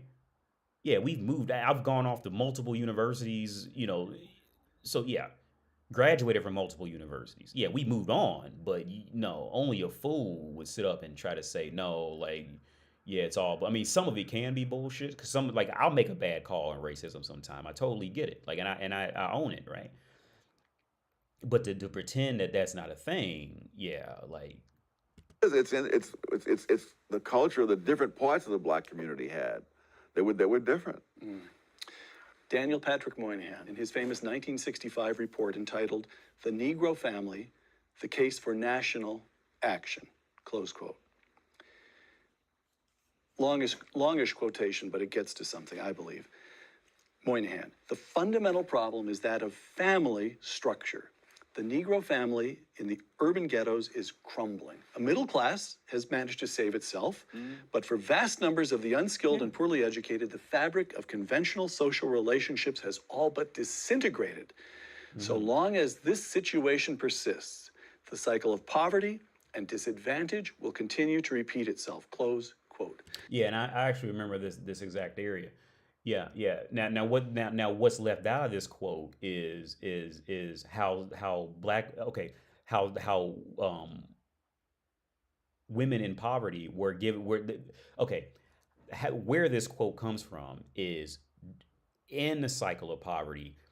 Black families try to stay together, but the black woman was given incentive to kick the black man out. So every month or every 2 months, there would be a social worker that would come to the black woman's house to make sure that the black man didn't have clothes there or shoes there or anything like that. And the black woman would get more money from the government. Because again, these studies that were done literally 200 fucking years before this shit that was found when people would travel to other countries. If the average wage in a country is $1,000, right? If you go in there and you just give the people $650, the people will strategically learn how to just sit down and live off of $650, and they would never go off to try to actually earn $1,000 or more, right? If you just give them $650, right, when living expenses is $1,000, they would rather just sit at home, take that money, and just hope they can hustle or do anything else to survive instead of going out there and going to work. These are literally historical findings from 200 years before that, right? And you think that has nothing to do with the perpetual cycle of poverty with single black females, single black mothers? You think that has nothing to do with it at all, right? Give them just enough to survive, and they'll never get up and do anything else. When Moynihan wrote those words, the illegitimacy rate among African Americans was 25%.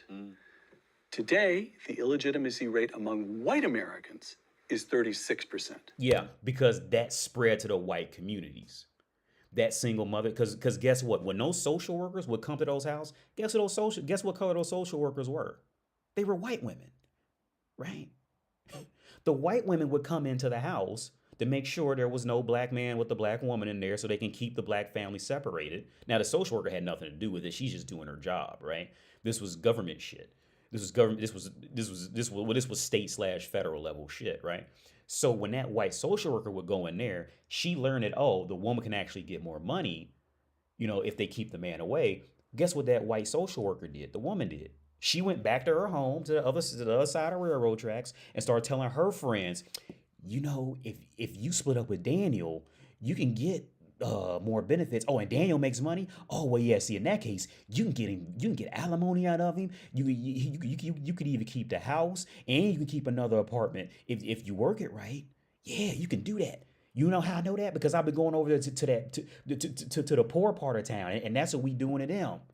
And see, and that's why I say before, it's spread off to the white communities, right? Among Hispanics, more than 50%, and among African Americans, more than 70%. Yes. Aside from throwing up your hands in despair, what is to be done? The first thing to be done is to understand that this was a result of policies begun in the 1960s. This is not a legacy of what happened 100 years before the 1960s. The breakdown of the black family is not a legacy of slavery. No, if you, the classic study of this goes all the way back to the era of slavery, and they find that most black kids, even under slavery, had lived with two parents, and that was true all the way up. With two parents, but was that his father? Until the 1960s. And so if you really want to find out what's changed, it has changed since the 1960s. Yeah. And the fact that whites now have a higher rate of illegitimacy. Yeah. And the reason why whites will have a higher rate of illegitimacy, guess why? Because whites have 80% of the population's money, right? So they're going to, because those women are going to be women and they're going to want more money. Yeah. That's how it works. Yeah.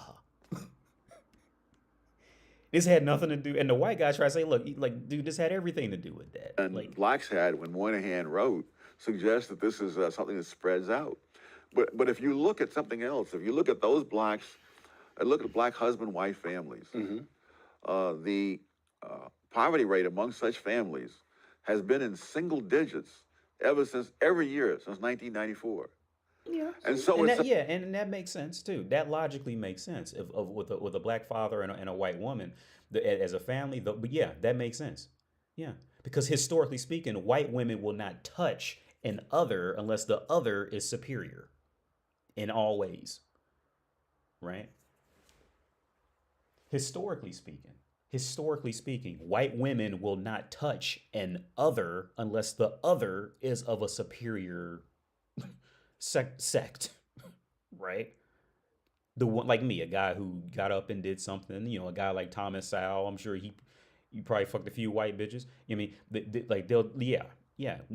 For a white woman to start a family, a white woman will not touch a black man, generally speaking, will not touch an other unless they are superior. So by the time a white woman touches an other, yeah, poverty is a lasting on the other's mind by that point. Yeah, so that makes complete sense. Like that's common. Not that I didn't think that really needed to be explained, right? That should have been an automatic thing you should have known. So if you look at the external causes, why the husband and wife families and the welfare single mom families all are facing the same society and objective things, but the results are radically different because the cultures and values are different. So you would roll back welfare. Again, and I agree, the culture's values are going to be different. Yes, I agree with that. The culture's values are going to be different.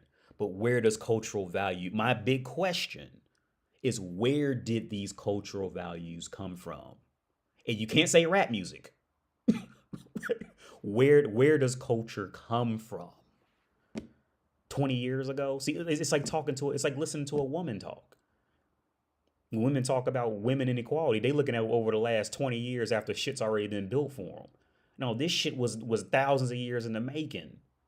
In terms of Africa, in America, this was 200-300 years in the making, right? This was 300 years, and this didn't happen 20 years ago. Yeah, so yeah, I agree. Cultural habits will be different. Cultures will be different. The set of things that they have to get up and look at, how they wake up in the morning is going to be different. All that's going. I agree with that. Yeah, I think he's, as long as if he had just kept it right there, I wouldn't have had an argument.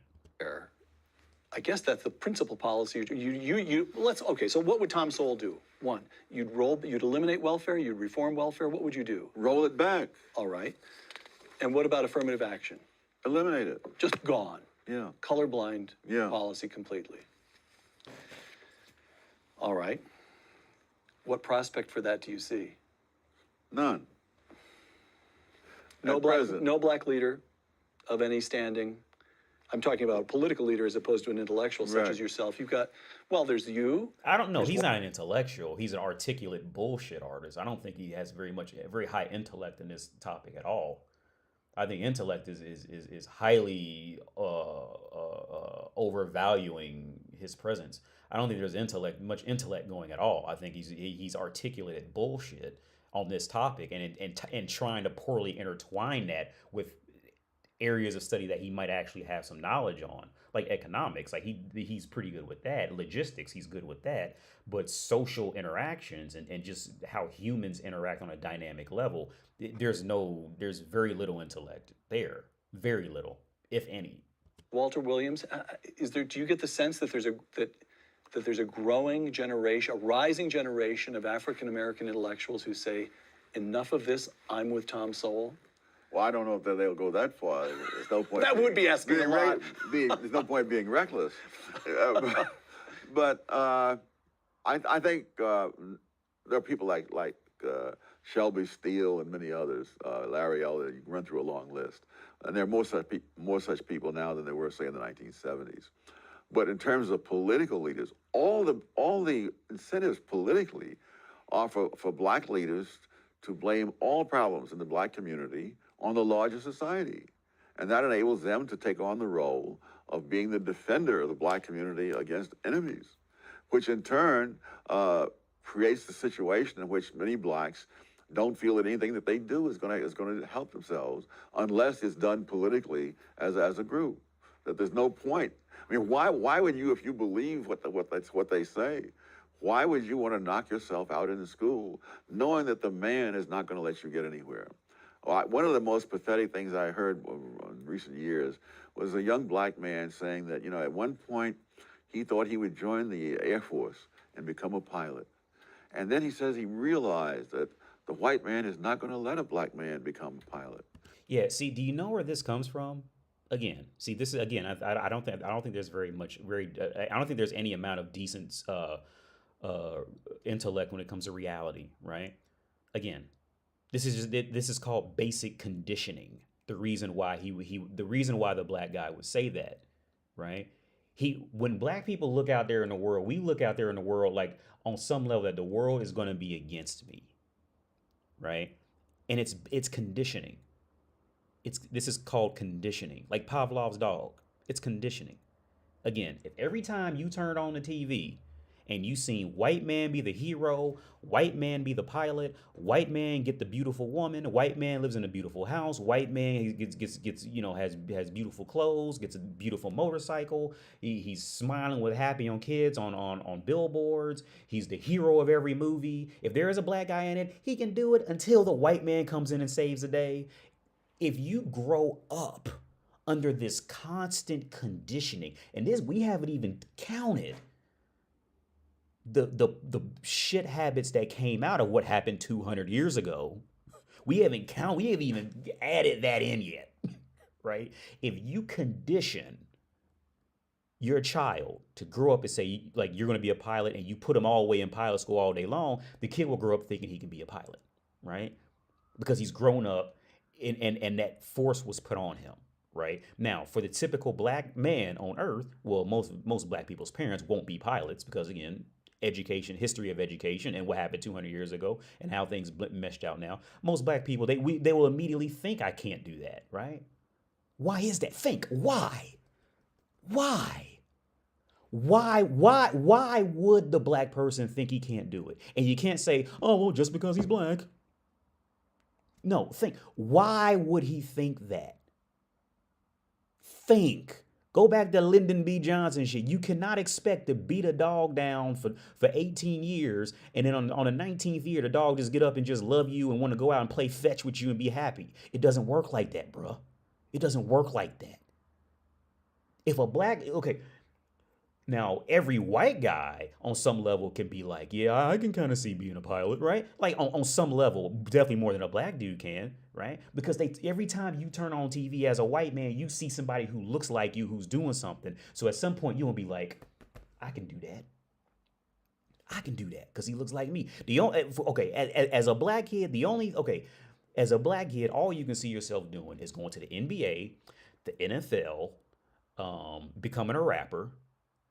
Now, as I say, those are the top three things. If you go to any inner city kid, or any black, let's use inner city. If you go to any inner city kid, right, that's grown up in poverty, right, and ask all of them what they want to be. I remember because they did that to me when I went to a day camp down in the inner city, and every black kid, well, we were all black because it was a black area, and everybody said NBA, NFL. I think like one person said like firefighter or something like that, and he was like the weird one, right?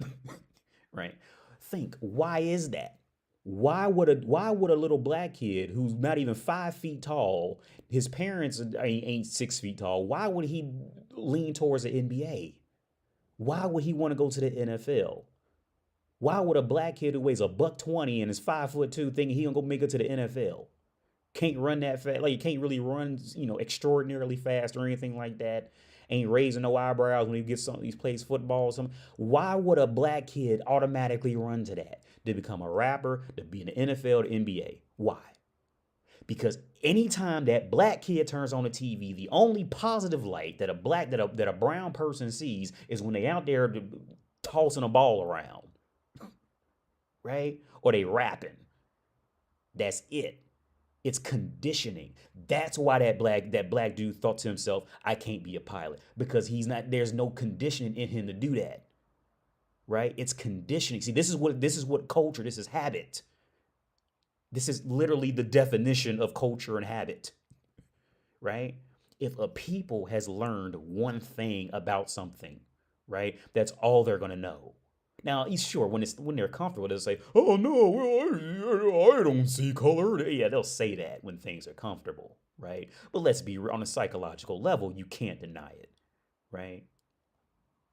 You can't deny it. When I'm talking like a population of people, you can't deny this basic shit. And he was saying this decades after the Tennessee Airmen had established their reputation in combat in Europe, But the hopelessness is one of the big products of the. See, yeah. And this is a feminine / like, I hate to say it, but that white guilt response. Didn't you see the Tennessee Airmen? Yeah, That's like saying, well, yeah, but black people aren't suffering. You guys got Will Smith. Like, yeah, that one dude. Like, yeah, you guys are suffering. You got Denzel Washington and Will Smith. Like, for real. You guys got Kobe Bryant. Like, for real. Are you serious? Like, that's your argument? There was one black dude who went to space, so now all black people feel like they can go to space. So, I mean, think, okay. That would be like, okay, literally that argument, and I hate when people say this shit. Like you can do it because AD did it. You can move to Europe because AD did it, right? Like, I'm here to tell you, like if people try, like, you may not make it. It's just one of those realities, right? But okay, that argument of like a black dude becoming a pilot because, well, didn't you just see the Tennessee Airmen? Whatever the fuck. Look, that's like a child looking up to daddy and say, well, how come you ain't a millionaire? There's tons of millionaires out there. It's literally the perspective of a fucking child. How do you even get this far as educated? How do you seriously get this far? Well, I know, to tell white people what they want to hear because they're gonna give you that stipend. That's how you get that far. Like, how do you get this far being intelligent? It would be like my son looking at me like, well, Daddy, how come we don't have 8 Ferraris? Because there's a group in New Zealand who has 8 Ferraris. That's a group in New Zealand, bro. Like, you know what I mean? Like, I think he's delusional. I think he's sick. If he's not playing or just flat out trying to get stipend money, I think this man is delusional. I think he's sick. I think he's fucked up. I think that nobody should listen to him unless he's talking about logistics, and economics. I think he can hold his own with that. But when it comes to interpersonal dynamics and how people just simply react to life, it should be illegal for him to talk on this because people are going to listen. Clearly, 500,000 people are going to listen to this. I think it's pathetic, to say the least. And somebody commented Daniel Corey says some slave owners were also called black people. Yeah. Okay. Yeah. Daniel Corey. Yeah. And I agree. There were some black slave owners for sure. Yeah. There were some, but it was nothing. And then on top of it, okay, there's so many factors that goes into that. Yeah. But we'll just roll with that. There were some black slave owners. That was a thing. It was nowhere near the amount that one would think. And then on top of that, the culture is to see black people in a certain light. So do you think them black slave owners were just happily hanging out with the white slave owners? You think they were just homies due to that cultural situation? You think they weren't treated any differently? You think they were just treated like white, like with their fellow white slave owners? No, of course not. Maybe here and there, maybe. But overall, that was a huge weight. Of the race industry. That you have no chance. I remember giving a talk at Marquette, and at the end of the talk, among the questions that was asked, a young black man got up and he said, even though I am graduating from Marquette University, what hope is there for me? And having gone through college when I was in the 50s, I don't remember any blacks saying that in the 1950s, when there was a lot more obstacles to overcome than there were when this guy is graduating from Marquette. But you have to produce that kind of feeling in order. No, okay, yeah. Now I'm happy for the guy at Marquette. I'm happy for him. And there's black people who do fuck around. Oh, I'm sorry. No, he said when he was going to school in the 50s. I'm happy that he was around that group that was like that. And it does happen. Some black people, they just either just don't talk about it. Some of them were probably feeling it and just never told him because he was just a him type of dude. So they probably just never came to him and spoke about it. But regardless, it does happen from time. But you cannot count on, again, after hundreds of years of habits and culture being passed down and passed down and passed down, you cannot expect half the population to just be on that overnight. Like Lyndon B. Johnson, was it Lyndon Johnson? What's his name? What's that dude's name? Some horrible names. Like that dude in the speech right there, like he said, you will have lottery winners. You will have NASA astronauts, whatever the fuck. You will have women that will dominate in mathematics, right? It happens, of course, it happens. There are women who dominate in mathematics. But you cannot count on the whole gender just to be like, yeah, let's all just get up and do it because we feel like doing it. No. In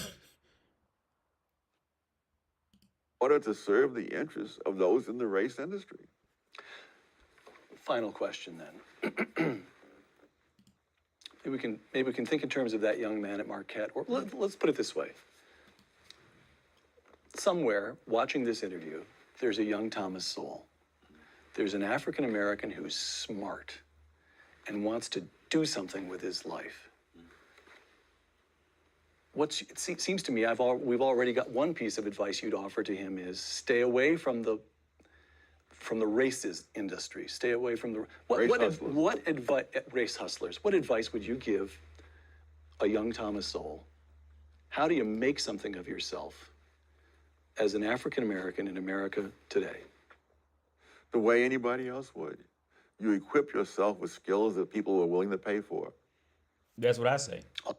Yeah, and I could agree with that. Yeah, you equip yourself with skills that, yeah, and I agree with them on that. And when it comes to the race thing, what I would tell like a young Thomas Sowell or a young AD, I would say, look, you're going to face racism, but it's not their fault. All right. It's culture and life. Don't be mad at them about it.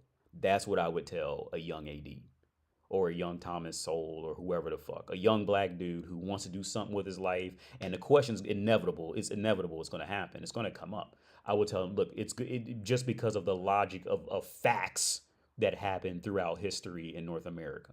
Right. And then with that history in North America owning media, essentially, and everybody follows North American media, and that's essentially how Europe kind of rode on the coattails of that shit on superiority. You're going to face it because of colorism, right? You're going to face it. It's going to happen, right? But try not to get mad at them because it's not their fault. They're just children on this topic because they've been living a life where they never had to worry about it, right? So they have no perception on these deeper contexts. So in this context, they're children, right? So don't be mad at them because they can't see it because there's no way they can. They can entertain the thought for 30 minutes when they feel like diving into their emotions, and then they can just throw that out and just go off and be normal again in the world, right? And I mean, normal has its own problems too. I'm not saying like every white person lives in a fucking paradise of life. White people have plenty of their own problems too, but that population would just never know all the deeper realities and how that really impacts a human. Right. Now, again, I didn't grow up poor. I didn't grow up rich, but I didn't come up poor. Right. And you can essentially say I made it out because I'm living overseas and all that. Right. And my spouse is white. Right. And I get like when we get on the conversation, like, because she gets like kind of like off after a while. And it's that thing. It's like I try to tell her like it's like you didn't do this. Like, it's not your fault. I try to tell her like it's not your fault. But I see every time I have the conversation, like with a white person who's not ready to have the conversation, like it's like this immediate, like, I can't laugh at like racist jokes or, shit like that, like about black people. Like it's that because they're just not ready for that conversation yet. Right. They can't. Now I have white friends who are ready for the conversation and we crack a lot of black humor jokes, especially back in the US. But over here, it's still like, it's that thing. It's like I said before, we got in a conversation with me and my dad. And, or I remember I showed her Uncle Ruckus and she said I wanted to laugh, but I don't feel comfortable laughing at Uncle Ruckus, right? I showed her all the Uncle Ruckus skits on the Boondocks. And the one with, remember the episode where Uncle Ruckus, he took a race, like he took a DNA test and he got the DNA test back. He said, oh no, 102% black with a 2% chance of error. He was fucked up. He's like, I guess I quit on my job because that's what Negroes do. And he went to the store to go buy some sneakers. He said, what's all these monkeys on this shop? I want some John Stocktons. Don't y'all got some Matt Harperings?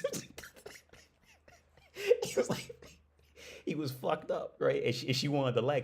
I had to explain who John Stockton. She doesn't know who John Stockton was. Great basketball player, by the way. I used to hate John Stockton because he was so good. You know what I mean, on the Utah Jazz, number 12. And Jeff Hornacek, never forget them motherfuckers, man, because they were so good. I used to hate them because they used to always beat. They was always the biggest threat to, like, to any team, right? Karl Malone, John Stockton, Jeff Hornacek, Greg Ostertag, Byron Russell. I can't remember other ones right now. I remember there was another tall center dude, or I can't remember anybody else right now. But I remember I used to know all about NBA and NFL. But yeah, she doesn't feel comfortable laughing at black jokes, or like jokes that are like talking about black, because she's just not ready for that conversation. She's just not ready for it. She just can't handle she can't handle it. So I remember we were on the phone, and I asked her, like, well, why do you know how do you know what the N word is, and then how do you know, like, not to say, like, how do you know you can go anywhere on earth and everybody knows not to say that word, right? Like, everybody knows that word is like that word is a bad word. Now, you can say any other racial, slur, and you go to another country, they just won't know it. A lot of times, they just won't know it, right? They don't know it, right? But everybody knows with the hard R, and then everybody knows that they can't say the word, which still kind of strikes me because that, like, DJ Khaled has been getting away with that shit for a while, and it's not comfortable. It's just not. I'm not comfortable with him ever saying that word. Like, it just never. I don't say it like in a cool way. But when DJ Khaled, he's been getting away with that shit for a while. And if I had to guess, it's more because people figure they get money out of him, kind of thing, versus like him just being cool type shit. So they letting him get away with it. But I guarantee, if you were to ask many black people, like, really, do you feel comfortable with him saying that word? But most black people would probably agree with me. Like, he shouldn't be. That motherfucker really, like I borderline want to punch him in the face just because he's just him, and he thinks he's cool saying it. Like, he has no reason to say that word as far as I'm concerned. Like, there's no reason. I have more of a reason than him. Dave Chappelle was another one, in my opinion. I don't think Dave Chappelle should be saying the N word, right? In any form, because he grew up far richer than I did. He grew up out there in Yellow Springs, which I've been to Yellow Springs. Let's actually show you Yellow Springs. I'll show you Ha Ha Pizzas in Yellow Springs. Now, the houses look old. Yellow Springs is one of those areas that, like, clearly keep blacks out, right? Like, you could feel it when like, they really don't. Maybe they've kind of, like, gotten better now, but, like, because I used to go out to Yellow. A friend of mine had, last time I went out there, a friend of mine had a show out there. But I don't think Dave Chappelle should be saying the N word, honestly. Because I remember when Dave Chappelle first came out, and he got popular. I remember when he first got popular. I don't even know. Hang on, let me cancel that. Where's the highway? 70, 675. Okay, so I would have come in on this street right here, driving. So Yellow Springs is one of those places that like, all the houses look old. Oh no, I wouldn't have came in on this street. Let me keep going. It's one of those places where all the houses look old, but, like, nothing out there is cheap, dude. Like, it's expensive as fuck. Yellow Springs, Ohio. Where the fuck? Maybe I should go, like, more in this area. Yep, because there's a Subway. Yeah, there's Ha Ha Pizzas over there. And it's really overrated, in my opinion. I think it's, like, severely overrated. But yeah, Subway, because I remember last time I went out there, I parked over here, and it's like all these, like, shops. I gotta go this way. Yeah. So this is one of those places. It looks old, but nothing in here is cheap. Like, they're like, you go, like, in their toys are weird, in their toy stores. Like, it's just really its own place. It really is. And this is where Dave Chappelle's from. Like, it doesn't look rich, but, like, you can't walk up in here poor. Like, it's one of them places. It's one of those types of places, right? It's really just like a strip with shit in it, and that's it. That's like their whole, like, little city up here. And this is where Dave Chappelle's from. So I remember when I caught wind that he was from Yellow Springs, I remember trying to tell my friends, like Dave Chappelle shouldn't be saying it, because I don't say the N word, right? You've never heard me say it like with the ending. Like, I'll say it with a hard R, just to, you know what I mean? Because me and my uncle used to say racist jokes like that. but you never heard me say it. There's a comic book store over here. It's really a comic book store, but everything out here is expensive. But it's a comic book store right here, if it's still there. I don't think it was somewhere over here. Maybe it's gone. It's a mosquito. Is this the comic book store? I think this is it.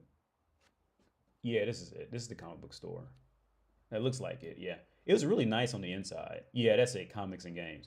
It was a great comic book store. It's expensive, but it's a great. So this is the street I would drive in on right here, all the way straight out that way.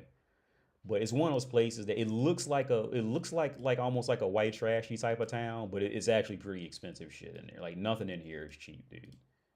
Like even at their little restaurant, they had like fried tomatoes. It was like awful. It wasn't good shit at all.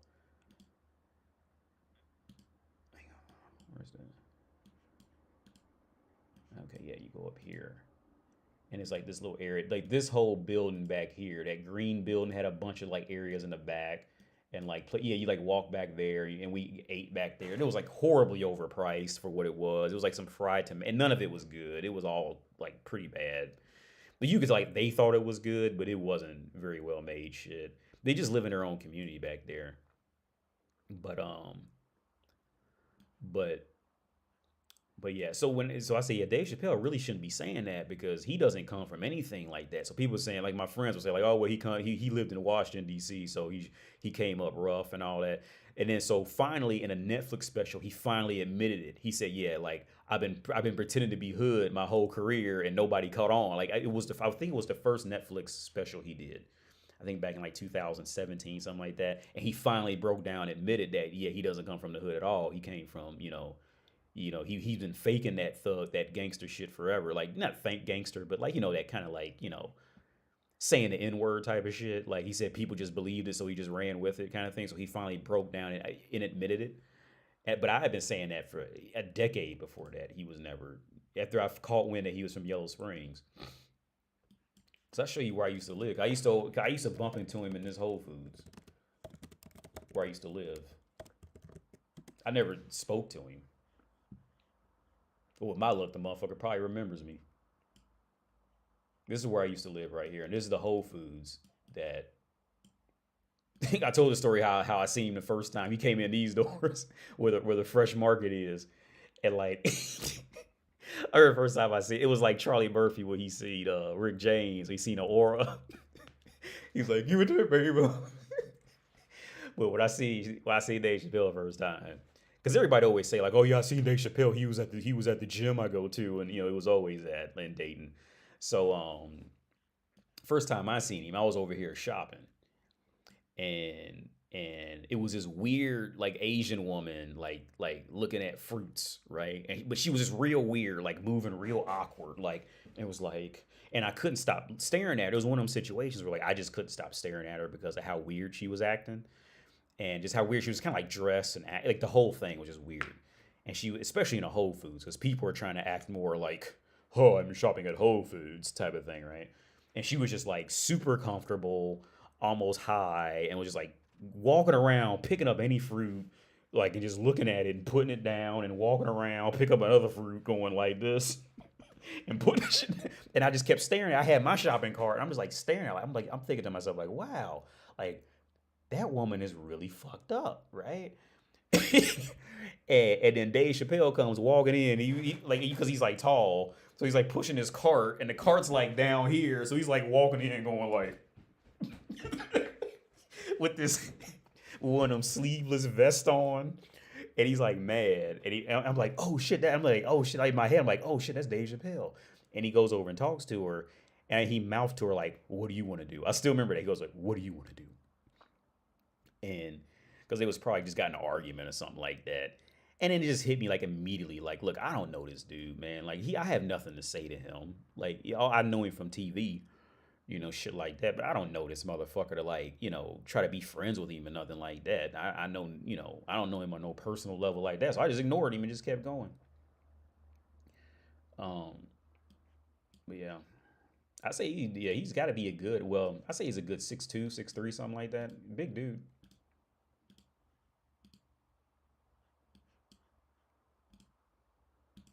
Oh, yeah, this is where I used to live, man.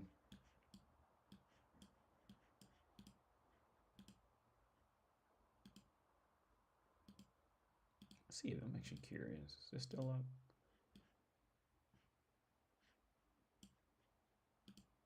So yeah, I used to live like right over here on this corner. I used to live like literally on this corner, like right over here. And I remember I used to walk over across the street to this Shell gas station to get condoms or like, get beer or something like that. And in America, it's just you're just so out of place walking anywhere. Like even just like to walk across the street because to get out and drive over there was just too complicated. Like well, it wasn't really complicated. It was just too much when I literally lived like right over here and I just had to go like right there. It was just a waste of time to get in the car. So like I used to just walk down the sidewalk and just walking in America, like you're just so out of place walking anywhere. Like it just felt awkward every time I did it. Like I felt like a drug addict doing it. Kind of I felt like a crackhead.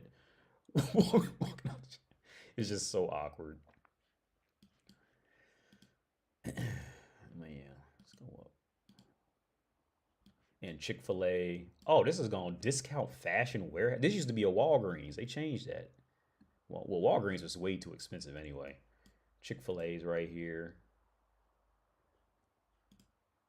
Well, Chick-fil-A, they used to have lines like Chick-fil-A is crazy, man. The motherfuckers had lines going like, boy, let me tell you something. People be saying black people love chicken and watermelon. Look, them white people will sit in that line for 12 hours waiting for some damn fried chicken. All right, white people love fried chicken too. The motherfuckers, but in this neighborhood, it's all white people live out here, and Chick Fil A, well, anywhere Chick Fil A is gonna be all white people. They ain't putting Chick Fil A around them Negroes. Put Chick Fil A is. Let me tell you something. People say black people love chicken and watermelon. No, bro, white people love chicken and watermelon. This Chick Fil A. Make sure is that even still Chick Fil A? Does that say Chick Fil A? Yeah, but they definitely remodeled it because it didn't look like this when I was there, and the parking lots changed too. But man, it would be car. You go there at like lunchtime or like, I mean, at the wrong time, it'd be cars lined up out the fucking parking lot, dude. Like waiting for some fried chicken. They say black people, no, white people love fried chicken. Black people just like fried chicken. White people, you cook that shit. White people love that shit. I don't know any black people who would sit in line like that for some fried chicken. Cause I wouldn't. I tell you that much. I just go home. Oh shit! It took me underground. Okay, cause go to the mall. That's wave. It's a little further. I was turned around and went backwards. Fuck. Okay. Oh, fuck it. Everybody likes KFC is really popular in China. Yeah, KFC is popular here, man. They love KFC here too. But I think they don't have the original flavor. I think they only have the crispy here, or they might have brought the original here. I want my girl to come to America with me because I want to see her try like American foods and how I tell her like how like the European version is different than American versions. So I really want her to come to America to try like our foods just to see what she thinks, like how it is now. She went a long time ago. 6ix9ine, he also says it too. Oh, I didn't even know. I don't even listen to him. Like I don't know. But yeah, that's yeah. It just never feels right. 80. How much should a man go to lower his standards? Well, it depends on where your standards are originally at, J Rolo. Depends on where it is, where they start at. I don't know what your ballpark is or what you fucking with, whether it has to do with money or like women or what. Depends on I don't know what the core of the argument of not the argument but the debate would be. But yeah, KFC is a Christmas dish in Japan. Yeah. Chick-fil-A drive-through goes by real fast compared to other fast food. Yeah, yeah.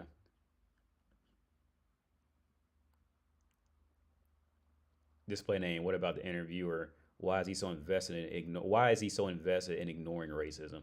Well, I think the interviewer did a great job. I think the interviewer was I don't think the interviewer was like it had any secret, like, I think if me and an interviewer were to sit down and talk about it, I think we would genuinely be like, I'm not angry. I'm not going to fight over any of this anyway. But I think if me and I can tell there's a part of him that at least understands a bit of it. The fact that they played this speech right here sums up my whole video pretty much. I went a bit, more in depth on things like, social conditioning, whether intentionally or unintentional. So when it comes to social conditioning, I think that a lot of it is unintentional or intentional, how you look at it, because again, let's look at, okay, so here, let's do this. What am I looking for? Shit, what am I looking for? Statistics,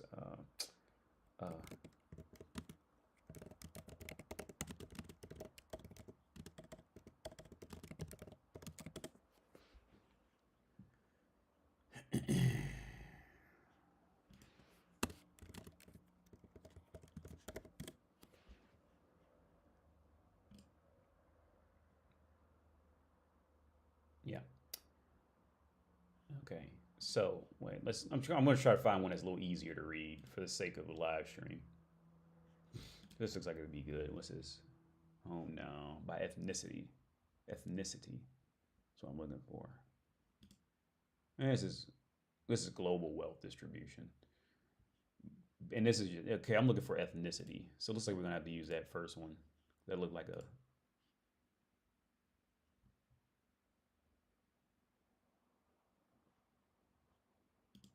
Let's do this one.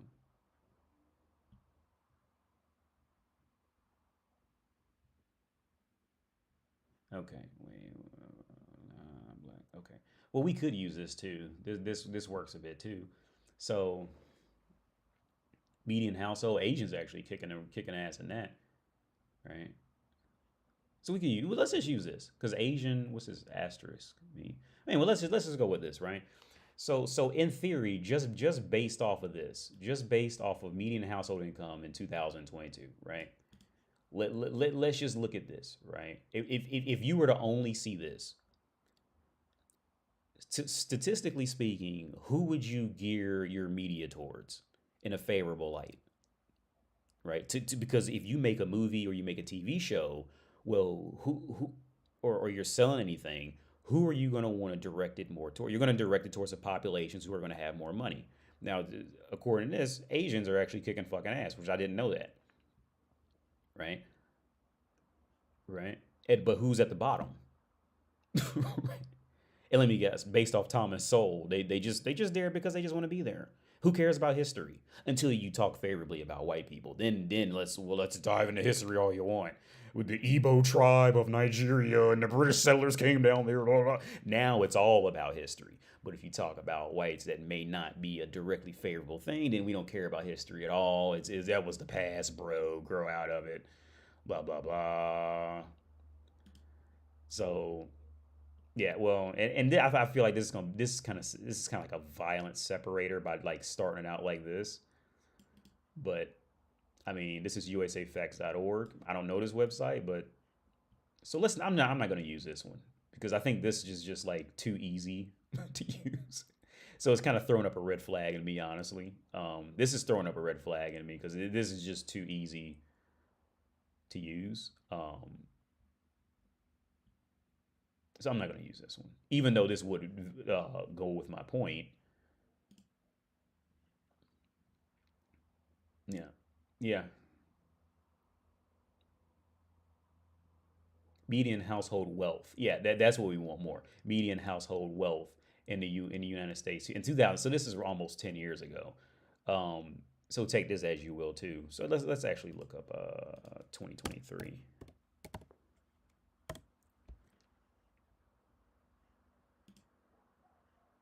I like this website. This is usually pretty good.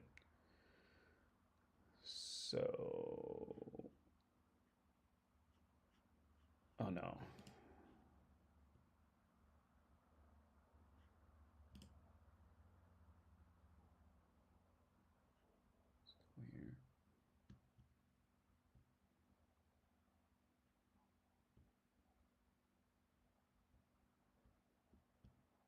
I'm not gonna find it. Yeah, this is kind of bringing in global shit. I'm just trying to focus on because that's where I'm focused on North America because that's where yeah. So this is it right here. So like the actual wealth. Can I make this? If I make this bigger, I'll probably lose. That's not too bad. Oh shit.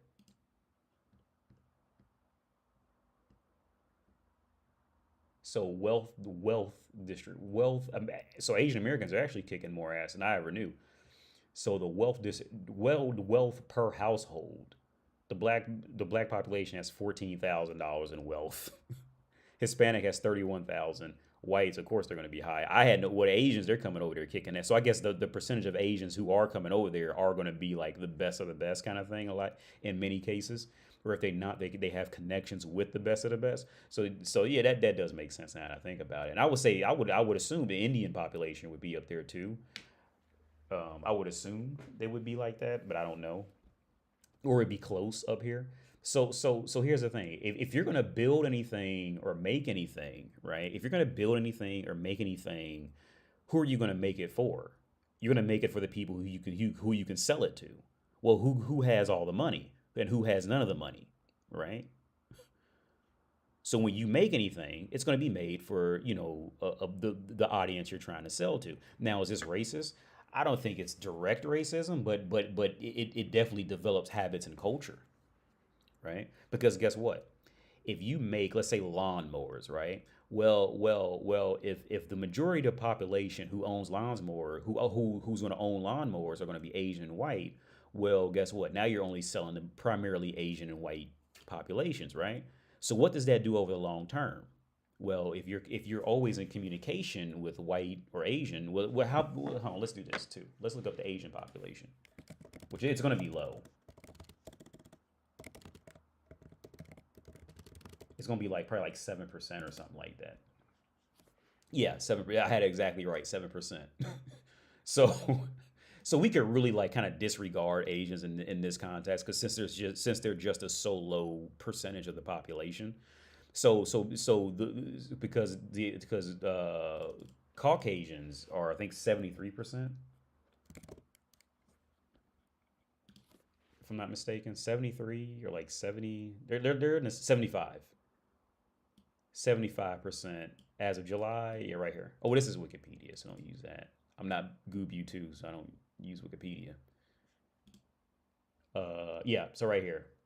So if you look at population and then who has all the money, it's safe to say that the Asian is 21 million. I don't know if this is a valid website to use, but this is generally the overall perspective, right? The white population is the majority of the population, and they have the majority of the wealth. So if you make anything of value, who are you going to direct it to? You're going to direct it to the white population, right? Who has all the money. Well, guess what? That wealth gets built up between whites among whites because if you have anything, because you have to have some money to be able to develop anything of value, right? So it's safe to say that majority of that's going to be white, right? And those white people are going to sell things that are of value to who has all the money that are all white. So they're going to keep continuing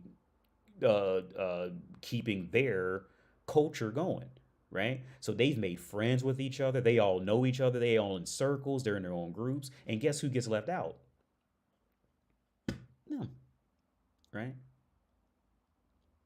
So guess what? Let's say you made lawnmowers, right? And you've been selling lawnmowers to the main population who has all the money, right? So now you done built up a business. They built in their life and culture. Now you done got the idea to go buy an apartment complex or something like that because you done stacked your money up. And now your kids come up with that knowledge. Now they watch daddy sell lawnmowers and own an apartment complex because he white and he's part of that population that feels comfortable with him, would do a business with him. So now they friends with each other and they going off and do that. So by the time the grandkids grow up and see some shit, they go, you know what, Dad? If you did all this, I bet I could be a pilot, right? Because my parents have done all this. They've had communications, they've had friends, they've had colleagues that's done this and that because guess why? They have all the wealth, right? So yeah, my dad's friends, they've gone to Cancun. They own a part of Virgin Islands. They have stock in Microsoft. They have Facebook stocks. They've done this. They've done that. We've gone on trips around the world. You know what, Dad? I think I want to be a pilot. If you've done all this, then I can do it, right? But what, like back to Thomas Sowell, what does that do to the black kid who can't make it out of anything? Because they don't have any money to make anything with, unless they go to school and be a good boy and get a job, right? And even then, they're never going to be accepted up here. They're still going to be float around somewhere in the middle here, unless they be Thomas Sowell and just suck dick for rent payments, right? They're going to be stuck in the middle. So of course, when the black kid grows up, he doesn't have that optimistic output on life. All he knows is work at Arby's, work in a factory, maybe go to the NBA, maybe go to college and become a HR rep or some shit like that. And that's the highest he can see as a possibility. Right? See, and this is why I get to see with Thomas Sowell, like with these type of Thomas Sowell dudes, like either he's playing a joke, or he knows he's just saying bullshit to get a white man stipend, or he's just completely mentally ill and just sick. Because like, how do you just not put this together? And then try to blame rap music.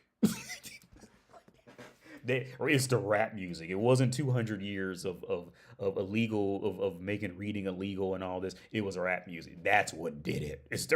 Is that Germany didn't have rap music? No, when the black kids grew up in Germany, they didn't have to grow up in America's history of that shit and cultures and habits that were formed out of that. That's why those black kids in Germany had equal IQ as the white kids, because of something crazy called history. Sometimes you need to just shut the fuck up. Trust me, bro, I have a degree won't work with everybody. Saying trust me, bro, I've gone to university, that's not gonna work with everybody, dude. Unless they have some premeditated, self-hatred or some shit like that. That's not gonna work. All right.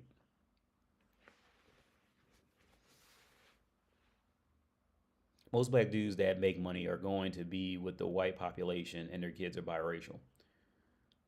Yeah. Yeah, and here's the thing. Now there are some, okay, like I did, okay, now, because I gotta go, man. But I did finally look at Jonathan Majors. And I had no idea, because I didn't pay any attention. That Negro is done with a capital D-U-N. All right. I had no idea. I seen them tapes of him running from that white woman in the street. That Negro, he should have just called every state penitentiary and just said, "Hey, do you serve pancakes? No, okay. Well, I'll try the next one. Boop, boop. Hey, do you serve pancakes and orange juice? Okay, yeah. Well, book me a bed, next month, because I'll be in there." Right? Jonathan Majors should have just booked him a room and just it's over. All right. Because that little white woman, look, that white woman, okay, Amber Heard, I still think Amber Heard should have won because of Majors, let's just type problem. I still think, hang on.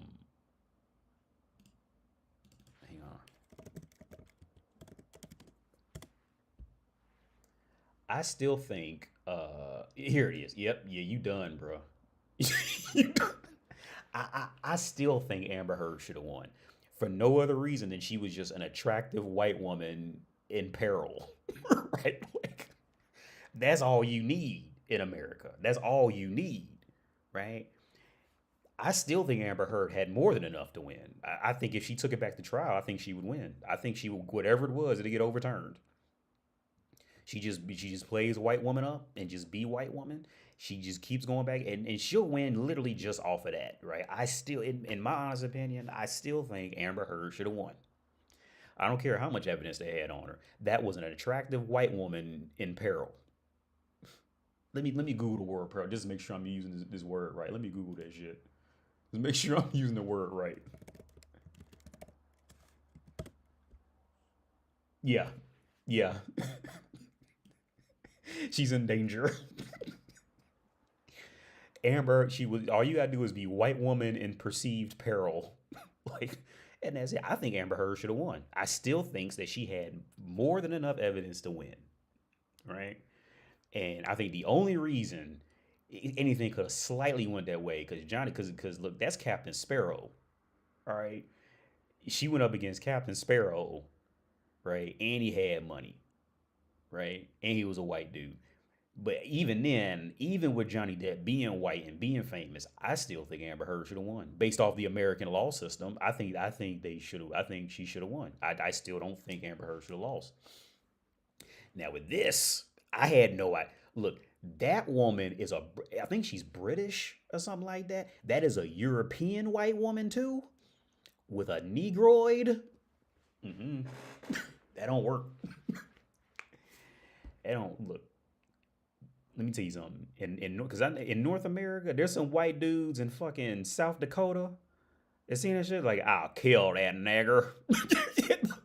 God, look at that. You mess around with them damn niggers. It's motherfuckers out there in South Dakota, in Oklahoma. Some shit like that. I kill that damn nigger. He comes on my porch. You already know. And I ain't even mad at him because that's what they do, right? It is what they do. And that's a white European woman on top of that. You know how America worships Europe. You done. And she's a cute white woman too. You might as well just call up a room at Penn State and be like, book me. Hang it and just click. And they'll look and they'll Google him. He said, hi, I'm Jonathan Majors. Book me. And hang up the phone. Right? And they'll Google his name and see this picture like, oh, yep, this nigger's right. Let's put him down there in cell B. I think he'll like it down there. It's a nice airflow. Comes through. You can see the sun sometimes. All right, like, you done, bro. Because I heard the recordings, and yeah, that don't matter. That he was a righteous dude the whole time. That don't matter. It doesn't matter. I don't think he did anything wrong. Because I heard the tapes of him talking to her that was supposedly violent and all that. And he just telling her, look, don't come home drunk. You fucking up my name because you out here being wild. And what woman never likes to be told no, or some shit like that. So she didn't handle it well, right? Yeah, that Leroy Dunn, man, it's a shame because I loved him as Kang. I thought he was great. I thought he's a great actor. That's a shame, man. It really is. America ain't ready. You fucked around and put a European white woman in peril. In North America, they getting ready to hang your black ass. They gonna put you underneath the prison for that. All right, because you didn't hurt they prized possession. You do. It's part of the reason why I kind of don't want to take my girl to North America, because they gonna get to seeing that. A white dude with with a white woman, a black dude with a white woman with an accent. Either I'm going to be severely loved or severely hated. There's going to be no in between, right? Like if I go back to America with my girl, my child, right, and motherfuckers get to seeing her and hear her talk and hear her accent and looking at her ass and shit like that. Look, either I'm going to be severely loved or severely hated. There is no in between. Right, there's no in between with that shit, and if she starts crying, that's my ass. I'm running. I'm just gonna take off and start running down the street. I'm not going to police. None of that. Here's the thing, if I go to the U.S. right, and my girl fucks around and stubs her toe and starts crying, I'm just gonna take off running. Right, I'm just gonna start running. I catch you on the flippy flip. I'm just gonna just full sprint, dude. Just because North America with they white women, they don't play with that shit unless that white woman got caught doing something horrible where nobody can deny it. What's up, Oliver Biscuit? Amber Heard must have been mad foul to lose like that. She probably did some shit to other people we don't even know about. Oh yeah, yeah, yeah. Amber Heard did something. Any white woman who gets in trouble like that on national television, she did something terrible. And then she's trying to sit there and play like like she was a victim and all that shit, and she still got in trouble. That white woman did something terrible, and they will never release that to the public.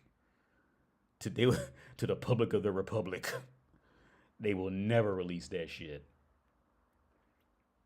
She did something awful, and I mean awful. Yeah, you done, man? Like, you keep that shit out of North America. Yeah, you see that picture? Yeah, you done, bro. You don't stand a chance with a white woman who look like that. And then if she's European, them white Americans, they gonna hang you by the nuts. They gonna have you like Django. Remember in that movie Django where they hung him upside down and they was gonna cut his nuts off? They gonna have you like that in prison. He better just take off running. or just say like, I'm so sorry. I'm so sorry. Yeah, he better make a fool out of himself, something. Because if he go up in there on that whole, I didn't do nothing. See, now you giving him something to build anger or hate off of, now to prove you wrong. Now he just get more mad. You gonna go if you go up there with with shit like logic and facts that you ain't do something. Yeah, man, that ain't gonna end too well for you, man. I don't care. It don't matter what happened. She's too cute. You ain't quite Jack Sparrow yet. You up there, but you ain't Jack Sparrow yet. Jack Sparrow, and I think Jack Sparrow should have lost for real, but Jack Sparrow got about that motherfucker. You just a new Negro on the corner who fucked around, and you a good actor, but you that new Negro on the corner. Get rid of you real quick. And go get another, and they go find another one. It's be like, hey, well, you guys got Jonathan Majors. You guys got Will Smith now, see? Thomas Sowell it up. Don't you know you got Will Smith now? Don't you know you got... I don't know other black actors right now. I can't think of any. But, you know, the drill. You guys got this guy now. Yeah, you done, bro. How old is she? What's her name? I don't even know her name. Let me get this mosquito. I can't catch it. I think I got it. Yeah, you done, bro. That's over. Making good. What's the ex-girlfriend? That's what I need to look up. Grace Jabari.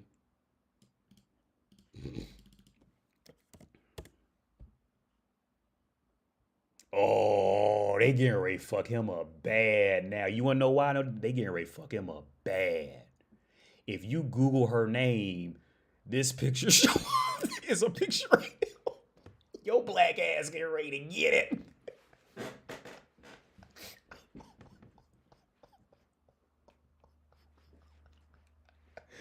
What does Grace Jabari do? She sucks cock for a living. She's a 30-year-old British dancer. Yeah, ooh,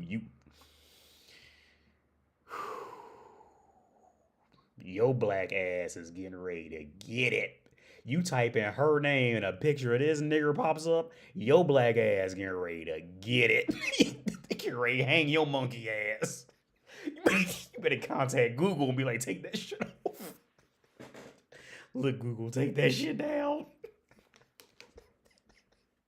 They get ready to hang his black ass for that. Okay, it'd be one of two things. Okay, here's how this works. Okay.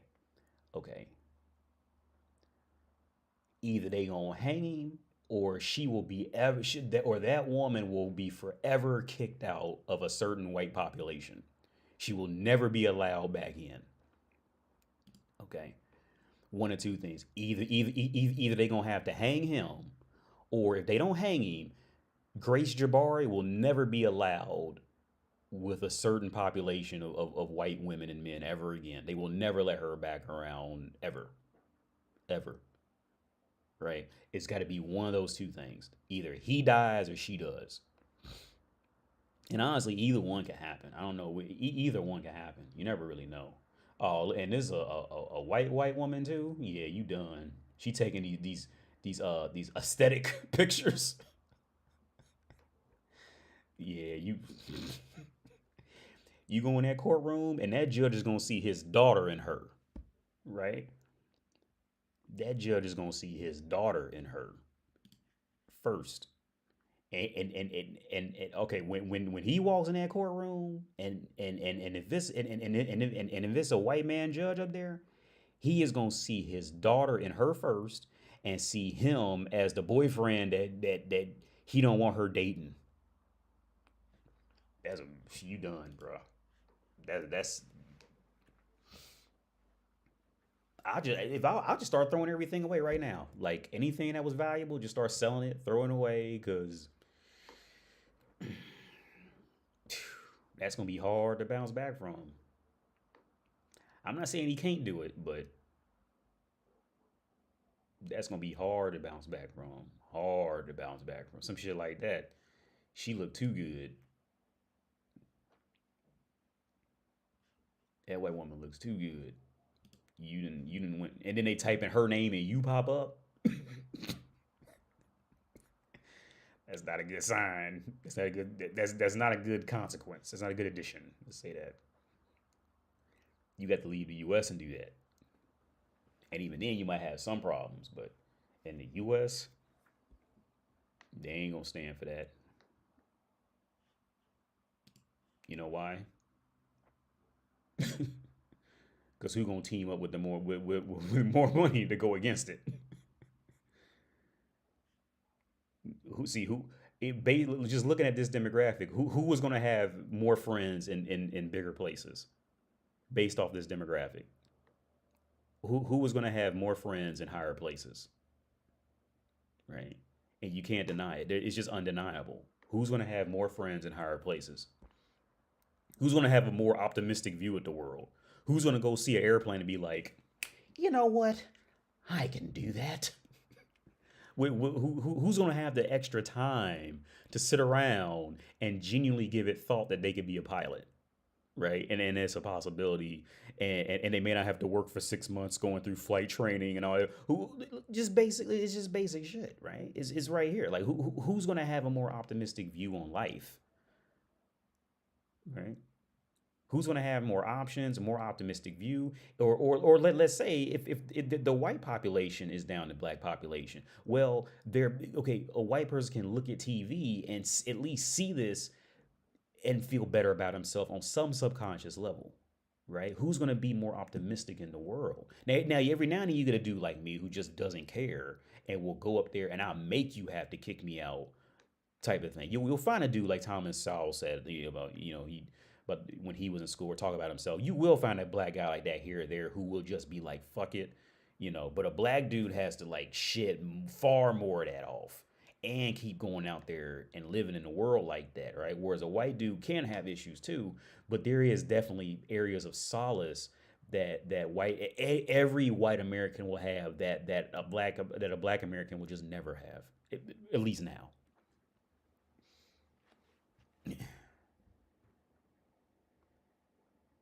Yeah, yeah, I agree, Rana. Yeah. He'll probably get black creators will fuck with him, but he'll have to do what Halle Berry did. What Halle Berry used to do was she would only fuck with the white population until the white population would like fuck her up in some way. And then she'll run back to the black population to like mend her wounds and build her self esteem back up. Maybe go on BET award shows a couple years, something like that. And then when she get back in with them white groups, she don't fuck with BET no more. She leaves them out. She don't talk about it.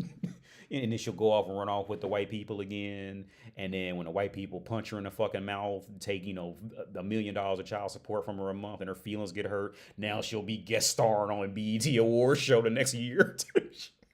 And Halle Berry's mixed, but she would do that. She would do that throughout her career. She would swing back and forth. Use the black people as a crutch to build her back up, and then take off again and never be seen or heard from again, type of shit. So yeah, he could do that. Jonathan Majors could fuck around and do that. But the fact that he's got an assault charge, that violence is going to be harder for him. once you get violence on your record, that's a real hard thing to talk your way through. You know, and because the people are always in the white collar worlds, they're always going to see that first. Like I said with a friend of mine, he stayed in my flat that I showed you here. He stayed in my flat in his neighborhood. He lived there actually longer than I did. I didn't live. I only lived there like a year. He ended up staying there like I think like 3 years. Um, but this is a white neighborhood. This is a white just area, and he lived there. So I lived over in that complex. He lived there like 2 or 3 years, but he had a violent felony on his record and he had shit credit. So there was no way he could have ever moved in this area. So I let him. So when I moved to Europe, I let him move in there because I've known him for over 10 years now. Wait, yeah, over 10 years now because I met him when I was 22. Yeah, like 15 years now. Jesus Christ, I started college there when I was 22. And I'm 38 now, so it's been like 16 years I've known him, and he's never done anything. If anything, I probably fucked him over, but he's never done anything to fuck me over or anything like that. But yeah. Simon Lewis, yo, it was a borderline racial live stream. So, well, it was a racial live stream, but and see, this is just false right here. Well, I'm not going to dive into this now. The myths of economic equality. No, that is literally a fact, and I've read numerous books on that on this exact topic from in multiple countries. Economic inequality has to be a thing to keep any country moving unless you get these rare pockets of like super rich countries that are very small and you never know they existed, but they do exist. There's these really small countries you would never even know the name of unless you look them up, and they live like everybody there, you know, is rich and nobody there really works. But outside of those small pockets, you have to have economic inequality. You have to on every single level to keep any population up and moving. It's just a fact.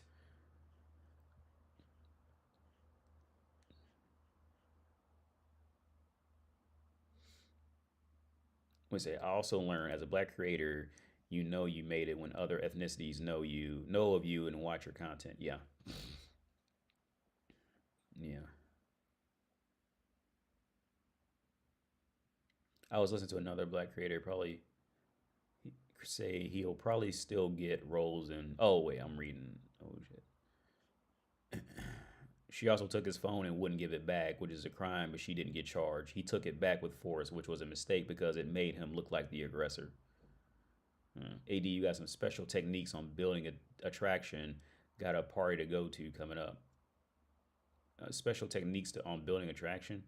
That's the thing, man. When it comes to, in my opinion, when it comes to attraction, like in my opinion, man, you really can't like force it. It's just one of those things. Like you, people usually become more attractive when they just don't care and they're just kind of just existing and living life. I think that's when it's gonna is when you just don't care as much. The thing is, you just won't know it. Like other people will know it, but you'll be the one oblivious to it, kind of thing. Just like with and I think it's the same with women. Like women are usually more hot when they don't even realize they're hot, kind of thing, and they're just moving. But then when they try to be hot is when they kind of ruin it. Unless they're just like physically just an attractive person, kind of thing. But yeah. So you don't agree with conservatives? No, I actually do agree more with conservatives. I actually do. Actually do believe with it, but I believe I do agree more with conservatives, but from essentially what I have to be a Democrat, at the core, in the U.S. or a liberal, just due to my position and everything. But on the overall scenario, yeah, I do agree in the reality with conservatives because you're gonna need a military. You're gonna need to spend far more on military spending than anything else because if you don't have the bigger stick, somebody's just gonna come beat somebody with a big stick's gonna beat you up and take everything you have. So like I'm all for military spending. And that's usually what it's gonna come down to. Military spending and building unified property, which you can say the same thing about communism and for the latter what I just stated. But or socialism. I won't say socialism, communism, both they end up being the same thing. Um, just one's a little more kinder about going about it.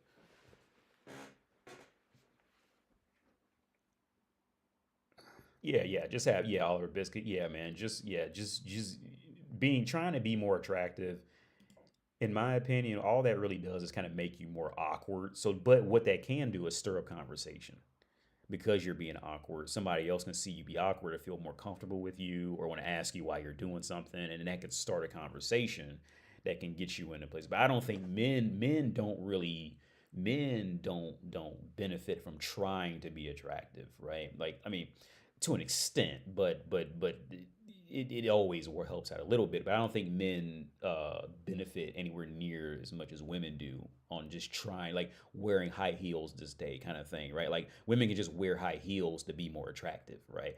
Um, or women could just be more bubbly to try to be more attractive because women or men initiate and women get by more off of just standing there where men don't really get by off of like doing something physical and standing there and letting that carry them through the whole night, right? Like, because essentially, when a woman is just hot or whatever and she just stands there, well, a woman can be like the man could just carry the entire conversation and carry the bitch everywhere with him, and that works. Whereas, like, on the flip side, if a man just looks hot, but he can't really say anything, he's just socially awkward, whatever the fuck, most women are not gonna go and carry him off somewhere, right? Like some women probably would, given a certain circumstance, but most women aren't going to do that. They'll just end up just leaving them, or they might fuck him one time and never talk to him again, kind of thing. Men can't really get away with that. You ever been called a coon? I don't think so. I don't think so. I've been called nigger though. I remember the time this dude called me a nigger at in elementary school, but he was one of the teacher's sons. I remember I was literally just swinging on the swing set, and like he just walks up to me, and I just knew like to stop swinging because he was just staring at me so hard. Then kind of asked like, what happened? What's the problem? And he just looks at me and he just goes, nigger, and it just walks off, right? And I remember I went and told the teacher, and he said, oh, well, it's nothing we could do because it's just he said, she said, blah blah, and that was it.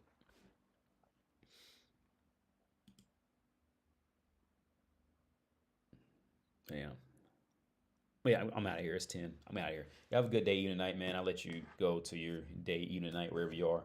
I hope you have a good day. Thanks for tuning in, liking, subscribing, donating anything. If anybody donated, I don't think so. But I'm out of here. Peace out. Peace out.